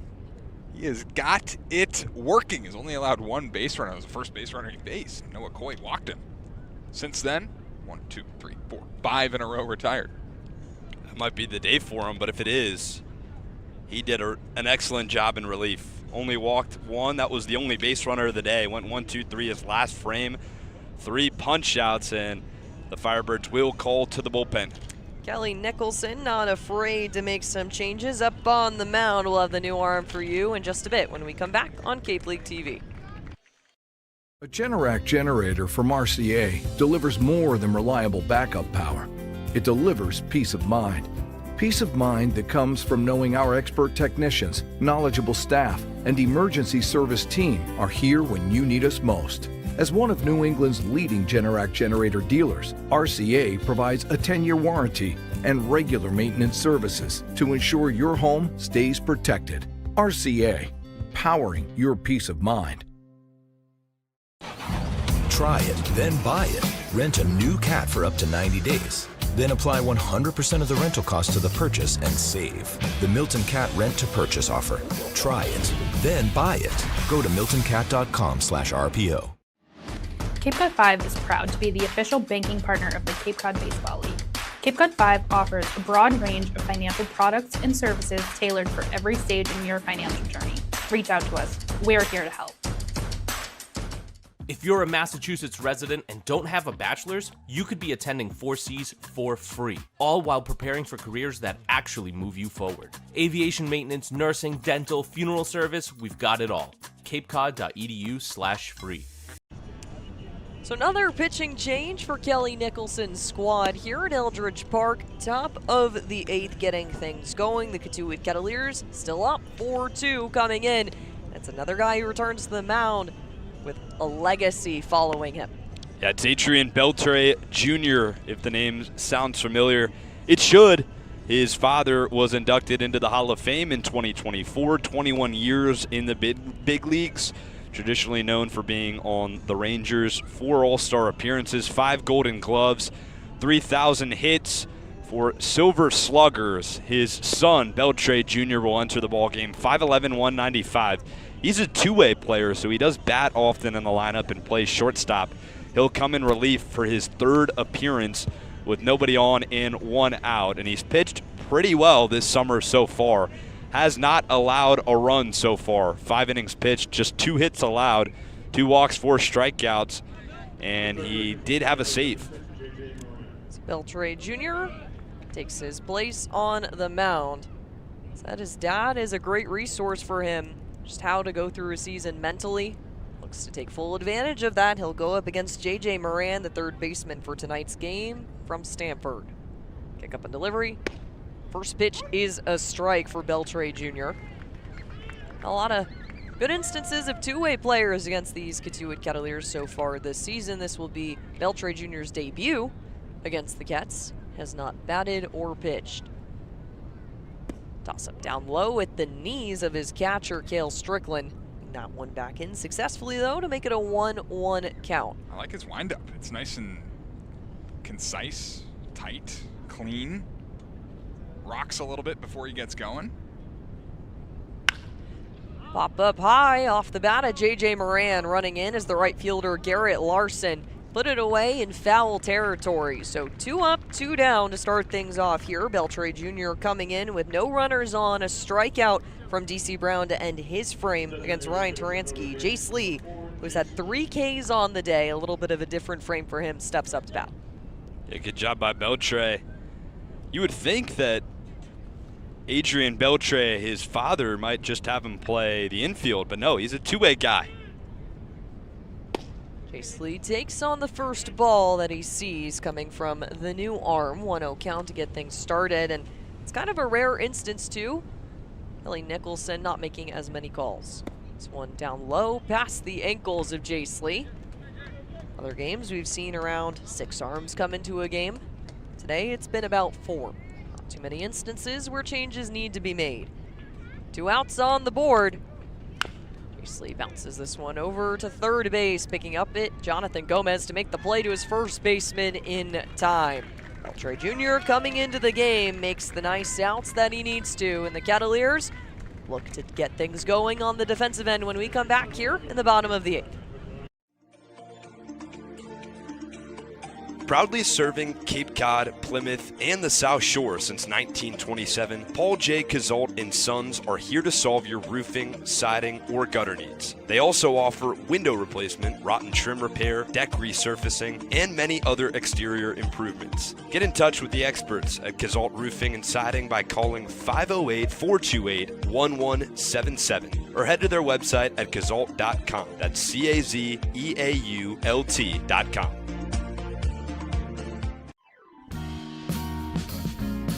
Cape and Coast Bank has been supporting Cape Cod families since 1921. Just like the Kettleers, they believe in teamwork, commitment, and community. Whether you're planning your next big move or need smart business advice, Cape and Coast Bank is there to help. Find out more by visiting capeandcoastbank.com or at their nearby location off Falmouth Road in Marston's Mills. Hey Cats fans, this is Ryan Taransky, outfielder from the University of Cincinnati. You're listening to Kettleers Baseball on Cape League TV.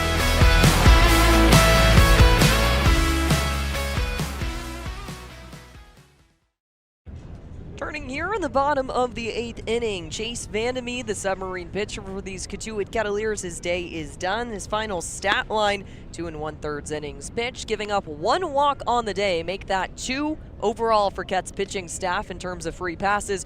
4 Ks. He has the highest amount out of all 3 arms that have pitched. And stepping up to the mound is the righty out of North Carolina State, Truett Manuel.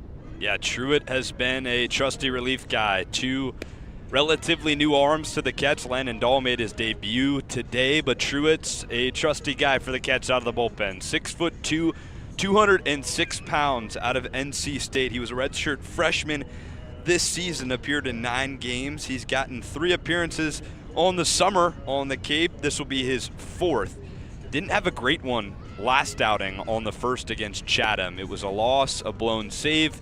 He went 1 1/3 innings pitched, 2 hits, 3 runs, but none of those were earned, so that is a bright spot for Truett. He still hasn't allowed an earned run on the year. Those were his first runs allowed but obviously not earned. So 5 1/3 innings pitched. He's got a flashy arm. He can go up to 94, 95. Nice slider. As long as he lives in the zone, that is the important part for Truitt. He would be given the save against Orleans in the 3-2 win back on the 26th. Tossed 2 innings, no hits, no runs, 2 walks, but 2 Ks to even things out. So we'll face off against what will be the bottom part of today's order, 6, 7, and 8. Looks like a pinch hitter coming up right here. This is Tyler Harmony. Tyler Harmony will take over for Jonathan Gomez, today's third baseman, which is the first one from Truitt Emmanuel, down low in the zone, 1-0 to start things out. So Tyler Harmony comes on in. He's seen about 5 games so far this season. This is his first against Cotuit. He was added to the team back on June 30th, 6 foot, 195.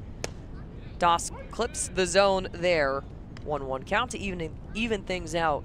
Fairfield, Connecticut native, Northeastern kid, bats left-handed. So far, finished up his freshman year with the Huskies. Manuel with the 1-1, kicks up and delivers. Breaking ball action down low. Jesse DiMaggio with a good stop to keep the ball from rolling. 2-1 will be the count here in the bottom of the 8th. Cats holding on to a 4-2 lead, trying to stop an 8-hit run for these Orleans Firebirds. 2-1. Big hack coming out of Harmony. He'll face an even stretch here, a 2-2 count. Truitt Manuel looking to put away another K on the day. So far this season has 3 punch-outs and a Kettleers jersey. As Harmony will retreat back to the dugout for a split second, calling for what looks to be a new bat. Maybe a new bat, I can't tell. Not often do you see someone head out. Maybe some pine tar or something? Yeah, it looks like pine tar. He's going over to get some more grip on the bat. The bat kind of slipped out of his hands. Rob Cooper and Coach Curtin are asking why he's allowed to do that. The safety thing, says Mickey Garcia. You might have been able to hear that in the crowd mic. Saw a bat go flying earlier in this game, probably 20 feet past the third base dugout of the Cotuit Kettleers in the away stretch. Sure did. Manuel with the toss on the 2-2. Here it comes. Big hack coming out of Harmony, and there you go, Manuel. Add another K in your stretch as a Cotuit Kettleer, and you punch out the first guy you face here in the bottom of the 8th. That just blew it by him with the fastball on the outside corner. Pinch hitter Harmony is unable to catch up to it. It's been some good stuff from the Kets relief pitchers today. Landon Dahl doing his thing. Vandermeed comes in, 2 1/3 scoreless. Now it's Manuel's turn. 1 up, 1 down. Adam Magpok steps back into the box. Another righty situation for Manuel. Breaking ball action, loops in. Will not get the nod of approval from Mickey Garcia, so 1-0 count to start things off for the Torrance, California native. Out of SDSU, formerly of Boston College. He knows his way around the ACC pretty well, so an ACC matchup here. This one down low and a big hack coming out of number 8. 1-1 count to get things started. Magpok previously on Brewster, added to the team here in Orleans back on the 30th of June. 9 games with the Whitecaps, brings his talents here to the Firebirds. 1-1. Upstairs, Magpok awaits the dish, takes on that one, 2-1 to get things going for him here. 5'9", 170, typical second baseman filling in for Casey Kaminsky. 2-1. Ball action upstairs again, can't connect there. A 3-1 count gets situated for Adam Magpok. So far this summer, hasn't had a hit since the 5th of July at YD, where he went 2 for 4, had a double and an RBI. The delivery from Manuel. Kicks up. This one outside the zone, and a walk issued. It's the first time since the 7th. Corey Nunez coming in before he was punched. Bub Terrell would be punched out to finish the bottom of the 7th. So Adam Magpok will make his way over to first. Getting things going with a new guy up to bat. That's another pinch hitter for the Firebirds. They're looking for some offense in the late innings.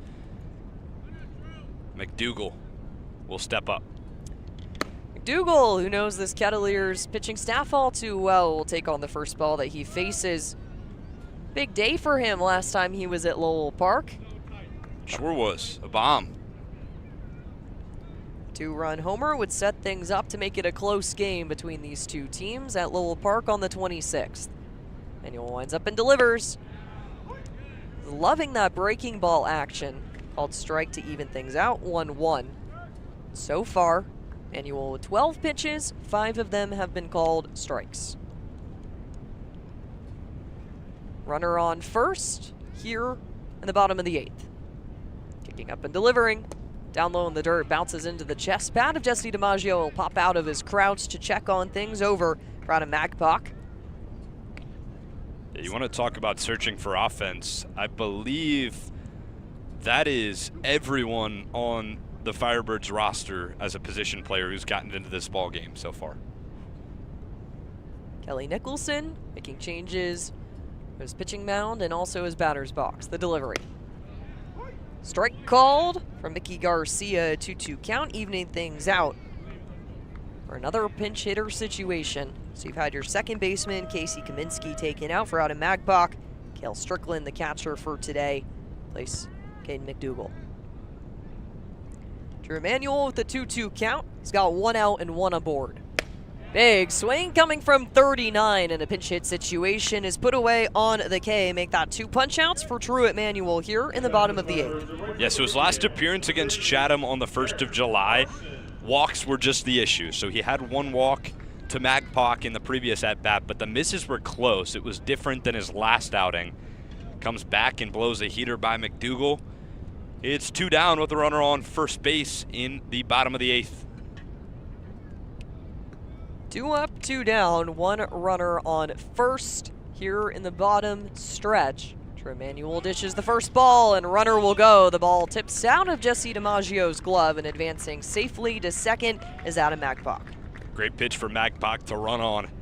He caught Manuel in a big delivery, a big kick, long way towards home. Slow delivery to the plate. He'll swipe second base. And again, this is just a 4-2 ball game. Gets on top. Kind of been snoozed the past couple innings by the Firebirds offense, but there's a chance right here with a runner on second. Garrett Larson, the left fielder for today's game. Foul tips this one off directly towards the window of the press box off to our right here at Eldredge Park. Darkness has completely overtaken the sky. What was once a beautiful sunset, bright sunny day, it's completely gone away. The lights are the only thing illuminating action here between the Kettleers and the Firebirds. So a 1-1 count, 2 up, 2 down. 1 runner on second. Checks back towards the second base and delivers. This one away upstairs. 38 bounces out of the box, readjusts his batting helmet, gets himself set for what will be a 2-1 count. Garrett Larson dealing some action here. He's still looking for his first hit on the day. Flew out towards left twice to kick things off and was caught looking on the last strike back in the 6th. Foul tip again to make things 2-2. Drew Emanuel with a chance to retire here in the bottom of the 8th and send things to the top of the 9th. Orleans Firebirds on the day have left 9 stranded. Looking to add the 10th right here.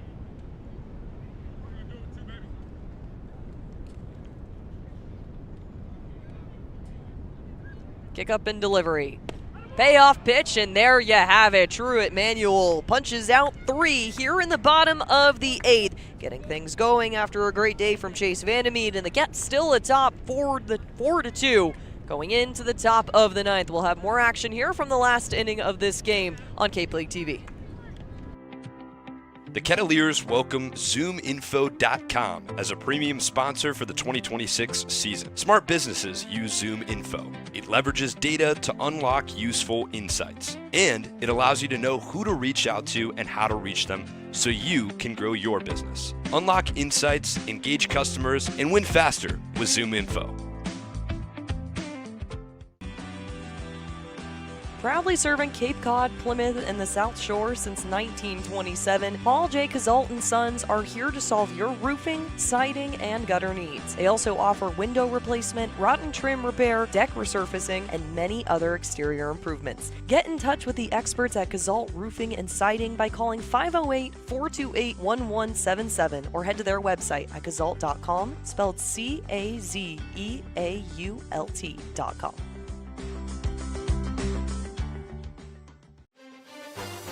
Hey Kets fans, this is Brady Chrisman, catcher and outfield from Mississippi State. You're listening to Kettleers Baseball on Cape League TV.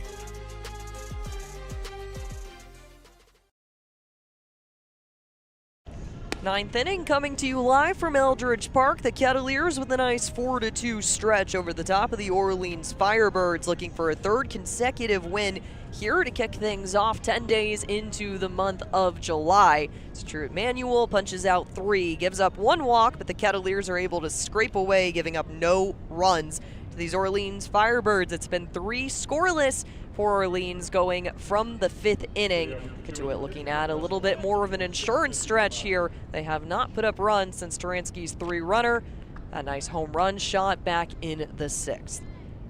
So Adrian Beltre Jr. retakes the mound, and that brings up the closer of this batting order, Jesse DiMaggio. He'll await the first. Big hack out towards right center field. Running in for it is the right fielder, Garrett Larson, and he's able to put it away. So a first pitch swing out of Jesse DiMaggio. Something not too out of the blue for him, and that puts away the first out. Hey, what's new? First pitch swinging for DiMaggio. Hit it well. Just got a little bit under it, and it was playable for Larson in right.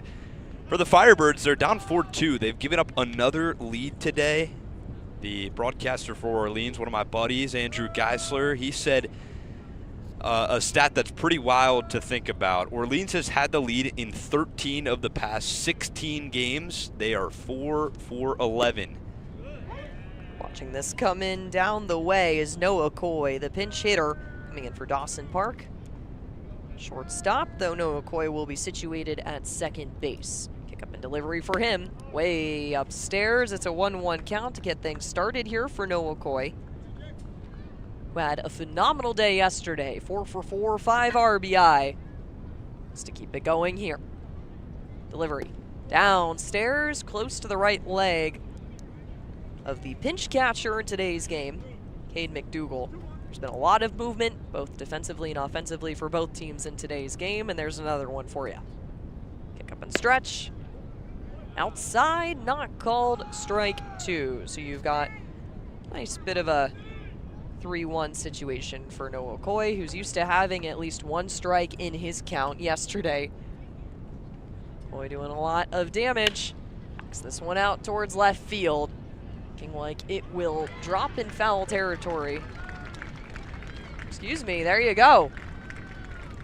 Another out for these Cotuit Kettleers. Noah Coy will fly out to Tyler Myatt, the left fielder for today's game. Again, we have a little bit of a hard angle here, so a bit of a delay on the call. So thank you to my fellow broadcasters, Carson, Mercier, Liam, Ervin, and our producer, Adriana Leone, who actually has the best view of left field. Yeah, the best view is still no view. We take what we can get here at Eldredge Park. So 2 up, 2 down. Coy will be the second out, and that brings up Landon Beaver, the lefty. Still looking for his first hit today. Foul tip back over, and pinch hitter situation coming up. Isaac Sturgis looks to defend the ball as it rolls back towards him. Landon Beaver will take over for Brady Chrisman, it seems, right fielder position. So Beaver, the 0-1 count to start things off here in top of the 9th. 4-2 score, Kettleers over the Firebirds. Dish to Landon Beaver. Puts the bat over his shoulder. Foul tip over towards left field. So 0-2 to start. Landon Beaver, one of the few guys who really does not expand or do anything differently when it comes to an 0-2 count. His zone will remain completely the same. Discipline is the name of the game here. 0-2, 2 outs. Foul tip again over the top of I-28 towards our left. Mickey Garcia with a crazy fast throw over to Adrian Beltre Jr. Tosses him a new ball. Beaver will stay alive with an 0-2 count. So 4-2 score. Kettleers Firebirds here at Eldredge Park in the top of the 9th. That will ring out Beaver. 1, 2, 3 on the day. Durian Beltre Jr. does it again for consecutive innings and gets his second punchy of the night. We'll come back to you at the bottom of the ninth. The Kettleers, and it seems to be true, Emmanuel look to retire another 3 here on Cape League TV. The Kettleers welcome ZoomInfo.com as a premium sponsor for the 2026 season. Smart businesses use ZoomInfo. It leverages data to unlock useful insights, and it allows you to know who to reach out to and how to reach them so you can grow your business. Unlock insights, engage customers, and win faster with ZoomInfo.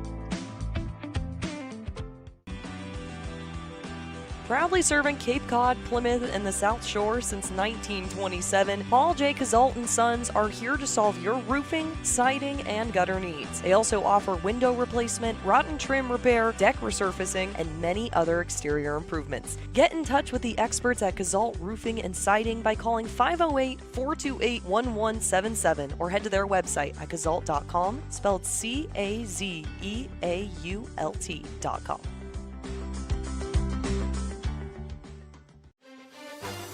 Hey Kets fans, this is Brady Chrisman, catcher and outfield from Mississippi State. You're listening to Kettleers Baseball on Cape League TV. So a 3 up, 3 down to kick things off in the top of the ninth. Kettleers batters go down, and it's another chance for Truett Manuel to do a similar sort of fashion. 3 punch-outs in his last appearance in the bottom of the 8th. Allowed a walk, but kept Orleans bats at bay. A couple of defensive replacements for you to keep an eye on, and it'll be the 4th time the Cats do so in their field. Landon Beaver shifts over towards right field. Isaac Sturgis will come in for Brady Chrisman and take his spot, and then transition over towards the right in center field. So a little bit of movement in your outfield, a more typical display. Those two have been paired together in countless games. Landon Beaver, in what was his 4th game in center field, transitions back towards the right spot, and we're ready to play some baseball. Jesse DiMaggio, his battery up on the mound. Truett Manuel getting a good supportive hug from J.J. Moran, the guy who likes to cheer on this team over at third base. All smiles from the field from what we can see. Let's play the bottom of the 9th inning. Rowan Kelly, the leadoff hitter, today's designated slot out of UC Santa Barbara, will take the first pitch here.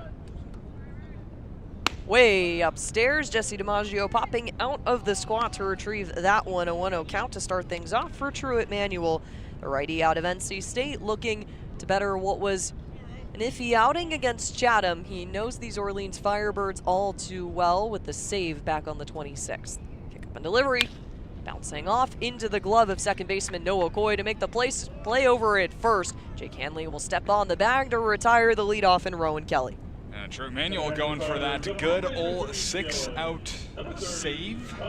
He's got 4 of those outs. Struck out the side, working around a walk in the 8th. He's up to 95 tonight. He's feeling it. He is absolutely feeling it. Number 30, Dominic Cadiz, the first baseman out of UCLA, takes to the slot. He had a double earlier in the 3rd. Mickey Garcia will ask Truett to await his batter being ready in the box before tossing the first pitch. Had a couple of those calls yesterday for Kettleers Arms, getting things set. Garcia will point up to the mound. We are ready for the second pitch. Downstairs, close to the ankles of Cadiz. Ball 1 awarded to the first baseman here today. Coming into today's game, he was 1 for 10 at bat over the past couple. Against Cotuit on the 26th, went 2 for 4 with a K. Firebirds have only scored 6 runs in the past 4 games in that losing streak, putting up 2 here today. Kicking up and delivering. Truett Manuel, this one hacked off towards center field, running in for Isaac Sturgis, making the play. The defensive replacement, Sturgis, will come in, and there you have it. You got 2 up, 2 down. You're 1 out away from a nice 3-game winning streak here. Yeah, it'd be the first time that the Cats have done that all year. Just got to get 1 more out. The 27th, the hardest in baseball. That little lazy fly ball out to right center field. Put it in your pocket. Let's go. 2 up, 2 down. Got to get Myatt now. Truett Manuel faces off against Tyler Myatt, who had the home run back in the 5th. Kick up and delivery. Downstairs, Jesse DiMaggio trying to pull that one back into Mickey Garcia's zone, but the home plate umpire does not give a 1-0 count to start things off. Could be the last guaranteed batter here in the bottom of the 9th. Cats up 4-2, looking to continue that stretch here. Manuel still trying to find that zone, unable to there. Connecting ball to given to Tyler Myatt, the left fielder in today's game at a Walters State Community College. That's Cotuit on the 26th, went 0 for 3 with 2 Ks. He's familiar to the wrath of Cotuit arms. Manuel with the 2-0. See DiMaggio having to flex the wrist there, and you got a 3-0 hitters count. The last out needed to put away these Orleans Firebirds. Cotuit Manuel in a bit of a tough spot here. Yeah, you absolutely cannot walk this guy right now. You cannot put the tying run on the plate, or at the plate for free. Can't happen. Kicks up and delivers this one way upstairs. A walk issued, the second one of Manuel's campaign here in the bottom of the 9th. So you got 2 outs on the board. Tying walk, like you said, gets things going here. It's only a 4-2 score. Taransky's 3-run homer was crucial to putting the Cats up on the lead, their first lead of the day. Pitching coach Kevin Curtin goes out to talk with his righty up on the mound. Take a second, take a breath. You got a lot of the strikes on the breaking ball action. Cotuit Manuel really hitting those, coming into his stretch in the bottom of the 8th. Just calm down your guy up on the mound. Coming up to bat, Corey Nunez, shortstop out of UC Santa Barbara, who's had a pretty big day today. He's reached in all at-bats, going 3 for 3, had a walk back in the 7th, and he really fought against the starting arm, Jacob Burnham, with 11 pitches in the first before singling. So he knows how to work a pitcher. You want to do everything you can to just put up a quick 1-2-3 stretch here. That's what he's going to do. I got to watch him do that at UC Santa Barbara for some time. Some good years as a gaucho. Maybe not the guy that's going to hit a homer, but he's going to give you a good at-bat 9 times out of 10. And he's done so 4 times out of 4 tonight. Coming into this game, 4 for 20 with a 200 batting average. He had only 2 RBI, added another back in the 3rd to bring home Dominic Cadiz on what was a nice little bunch of 3 hits coming in for Orleans bats. Cotuit Manuel with a runner on first. Kick up and delivery. This one off to the side of Jesse DiMaggio. He's able to keep that one in play. You don't want to give up any free passes or wild pitches here. While Tyler Myatt has only stolen 1 base going into today's game. Never say never. 1-0 count to start things off for Nunez. Kick up and delivery. Downstairs, Manuel looking for control of that zone. The command is faltering a little bit here.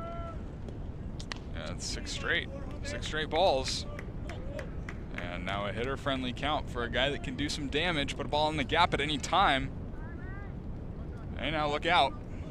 434 to center field. That slot in front of Isaac Sturgis, the center fielder, is open. Manuel with the 2-0. Lining up towards center field. Isaac Sturgis will have to run in to make the play. Advancing safely towards second, it's Tyler Myatt and Corey Nunez with the base knock. Put 2 runners aboard and leading up for Bub Terrell. Hey now, look out. This could get fun. Power versus power. Bub Terrell can hit a homer, hit 16 at Auburn. Cotuit Manuel's got the fastball running up to 95 miles an hour. And I would imagine Bub Terrell has one thing on his mind right now, and that's to end the game. Terrell with 2 home runs on the season with a walk-off opportunity. Cotuit Manuel looking to silence that frame here. 2 runners aboard. It's a 4-2 score for the Cats. Downstairs and bouncing off the knee pad, running towards third will be Tyler Myatt. Looking to point towards first base. He will not get the go-ahead signal. Jesse DiMaggio, watch that one go way over his head, having to pop up and make the run over. Cotuit Manuel in a clutch situation. He's got 2 runners in scoring position. Yeah, and the tying run on second. That ball kicked off of DiMaggio into the dugout. Could have actually been helpful. Kept the runners from advancing even further. Buckle up. Hope you're ready. Could get hot here in the bottom of the 9th. 3rd run of the game, 90 feet away. This one popped way over our heads over I-28. Bub Terrell swinging as hard as he can. He's got 2 outs on the board. Truitt needs to toss 2 more good strikes to put away this game here. He has every chance, but Bub Terrell will take advantage of any sort of weakness. So the 0-1 count, get things started. 2 runners aboard here in the bottom of the 9th, 4-2 Kettleers. Manuel with the knee up, tosses. Bub Terrell fouls off again, and you've got yourself an 0-2 situation. You just need to put away 1 more, and the Kettleers will skate by the nice 3-game winning streak. Able to sneak a couple heaters by him. Terrell a little bit late. If you're going to throw him another fastball, it's probably got to be up out of the zone, one that he can't get. Would imagine a breaking ball's coming. Terrell does have a strikeout on the day, but also has a single. A single could bring in the 3rd run of the game. Manuel with the pitch. Lashing this one out towards center field. Isaac Sturgis confident under the ball, and he puts it away. Isaac Sturgis, the defensive replacement, will put away Bub Terrell with a nice knock off towards center field, and the game is over. The Kettleers with a 4-2 win here in 9 complete innings of play against the Orleans Firebirds, advancing to 8-12 on the season. 22 games in, the Cats with another win for the first time this season, 3 straight games with a W.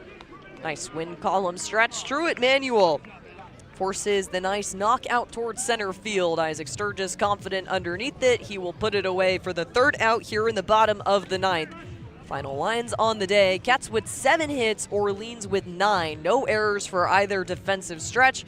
4-2 final score. No fear of walk-off. It's taken away. Wow, Carson. That was, you had to hold your breath there as soon as that went off the bat. Yeah, well, 2 people in the history of Eldredge Park have hit a ball out to dead center field. Frank Thomas and Kyle Schwarber. Those guys have hit some long and a lot of home runs in their careers. Over 800 in those 2 careers combined. And Bub Terrell, maybe during the daytime, that one goes. But because it is night and the air is a little bit thicker and the sun is not shining, the park holds it. But yeah, that was a good swing, good wood. Thought off the bat had a chance, and it did. It was about 20 feet, 10 feet short of the wall out in more or less center field. Great night, great win. 3 in a row for the first time this year.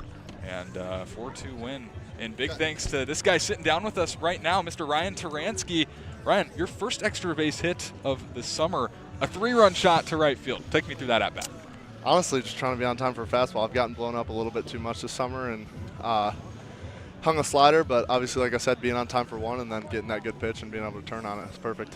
You've certainly had the ability to drop all 4, most walks on Cape Cod. Walk me through your approach, even when the hits aren't really coming. Like I said, just kind of be on time for 1, get the right pitch, be on time. That's what Coach B always says back at school, and it's pretty simple. I mean, like I said, just get the right pitch, be on 1, expect the fastball, and turn on it if he throws you the off speed. So a 6-game losing streak turns into a now 3-game winning streak. What are the vibes like in the dugout? Awesome, man. I mean, we're pretty even-keeled at all times, which is pretty good, and we got a really good squad. So I mean, it's not a lot of pressure on us. We know we can play. It's just kind of had a little bit of bad luck in these last few games as well. So, but being able to, turn into a few wins now is also awesome.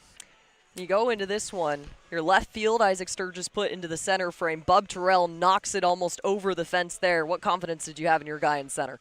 A lot, honestly. He's a really good player out there, and obviously this is a really big field. So, and on a night like this, obviously the ball's going to die a little bit. So, I knew, like I said, big field, had a lot of room, and a guy like Isaac out there, he's going to make the play most of the time. So, did you think off the bat had a chance? It did, but I mean, like I said, kind of a dead night out here and a big park. So. How can you turn today's game into a little bit of momentum for yourself going forward? Just keep doing what we're doing. We don't really need to change much. Like I said, even with the losses, it doesn't really affect us. We're just going to keep playing. We're going to keep doing what we do, and whether it works out or not, we're not going to be result-oriented. So. Ryan Turansky with the game-winning hit. Ryan, appreciate your time. Great win tonight, and look forward to getting back to action tomorrow. Yes, sir. Appreciate it. Appreciate your time, Ryan. All right, our time with Ryan Turansky, left fielder for today's game. One of those versatile utility players. Gets a 3-run homer, his first of the season. A guy coming into this game going 4 for 38, just breaking over 100 batting average. You know, he mentioned to us a little bit earlier in a couple weeks stretch ago, he wasn't sure if he was ever going to get that hit and has taken off since the 4th of July. Carson, what a fun interview. You get to have the post-game stretch there with him. Yeah, no, that's great. And more interviews with Taransky coming, I've heard. So I've been told. So, yeah, great kid, Taransky, out of Cincinnati, a really good player. Only a matter of time. Before he got going. And he's starting to. Had a couple of hits the other night. It's starting to turn around for him. And the rest of this offense, which has been the best on the Cape in the month of July. And they keep that ball rolling coming into today's game. Like you said, Carson, one of the best batting averages in the month of July with a .296. Definitely bolstering that one there. Another home run added. So back-to-back games with 3-run homers and home runs. Of course, Noah Coy having one yesterday to put them atop of the Harwich Mariners and the Cotuit Kettleers on the road, their first road test after Game 20. Successfully, you got a 3-game winning streak going for Rob Cooper's staff here, and another win added to the category. So an 8-12 record so far for these Kettleers with a 4-2 win over the Orleans Firebirds. Down to the wire, the last flyout from Bub Terrell, holding our breath here in the broadcast booth, but a no-doubter from Isaac Sturgis planting himself underneath it, gets the Kettleers the win. Well, we're here at Eldredge Park. The sunset has gone away, and it's time for us to do the same. I've been Brooke Killgore with you for the last 3 innings. Carson Mercier kicking things off. Liam Ervin, our other guy, through the middle stretch. Adriana Leone, our amazing producer with the best graphics I've seen. Ryan Taransky coming in, and Joe Pratt helping to put those all together, our broadcast director. We've been having so much fun here at Eldredge Park. Let's get it again tomorrow at home against Brewster. Kettleers looking for another test against the Whitecaps. We'll have all that and more for you live from Lowell Park. And just like always, it's been another great night of baseball here on the Cape.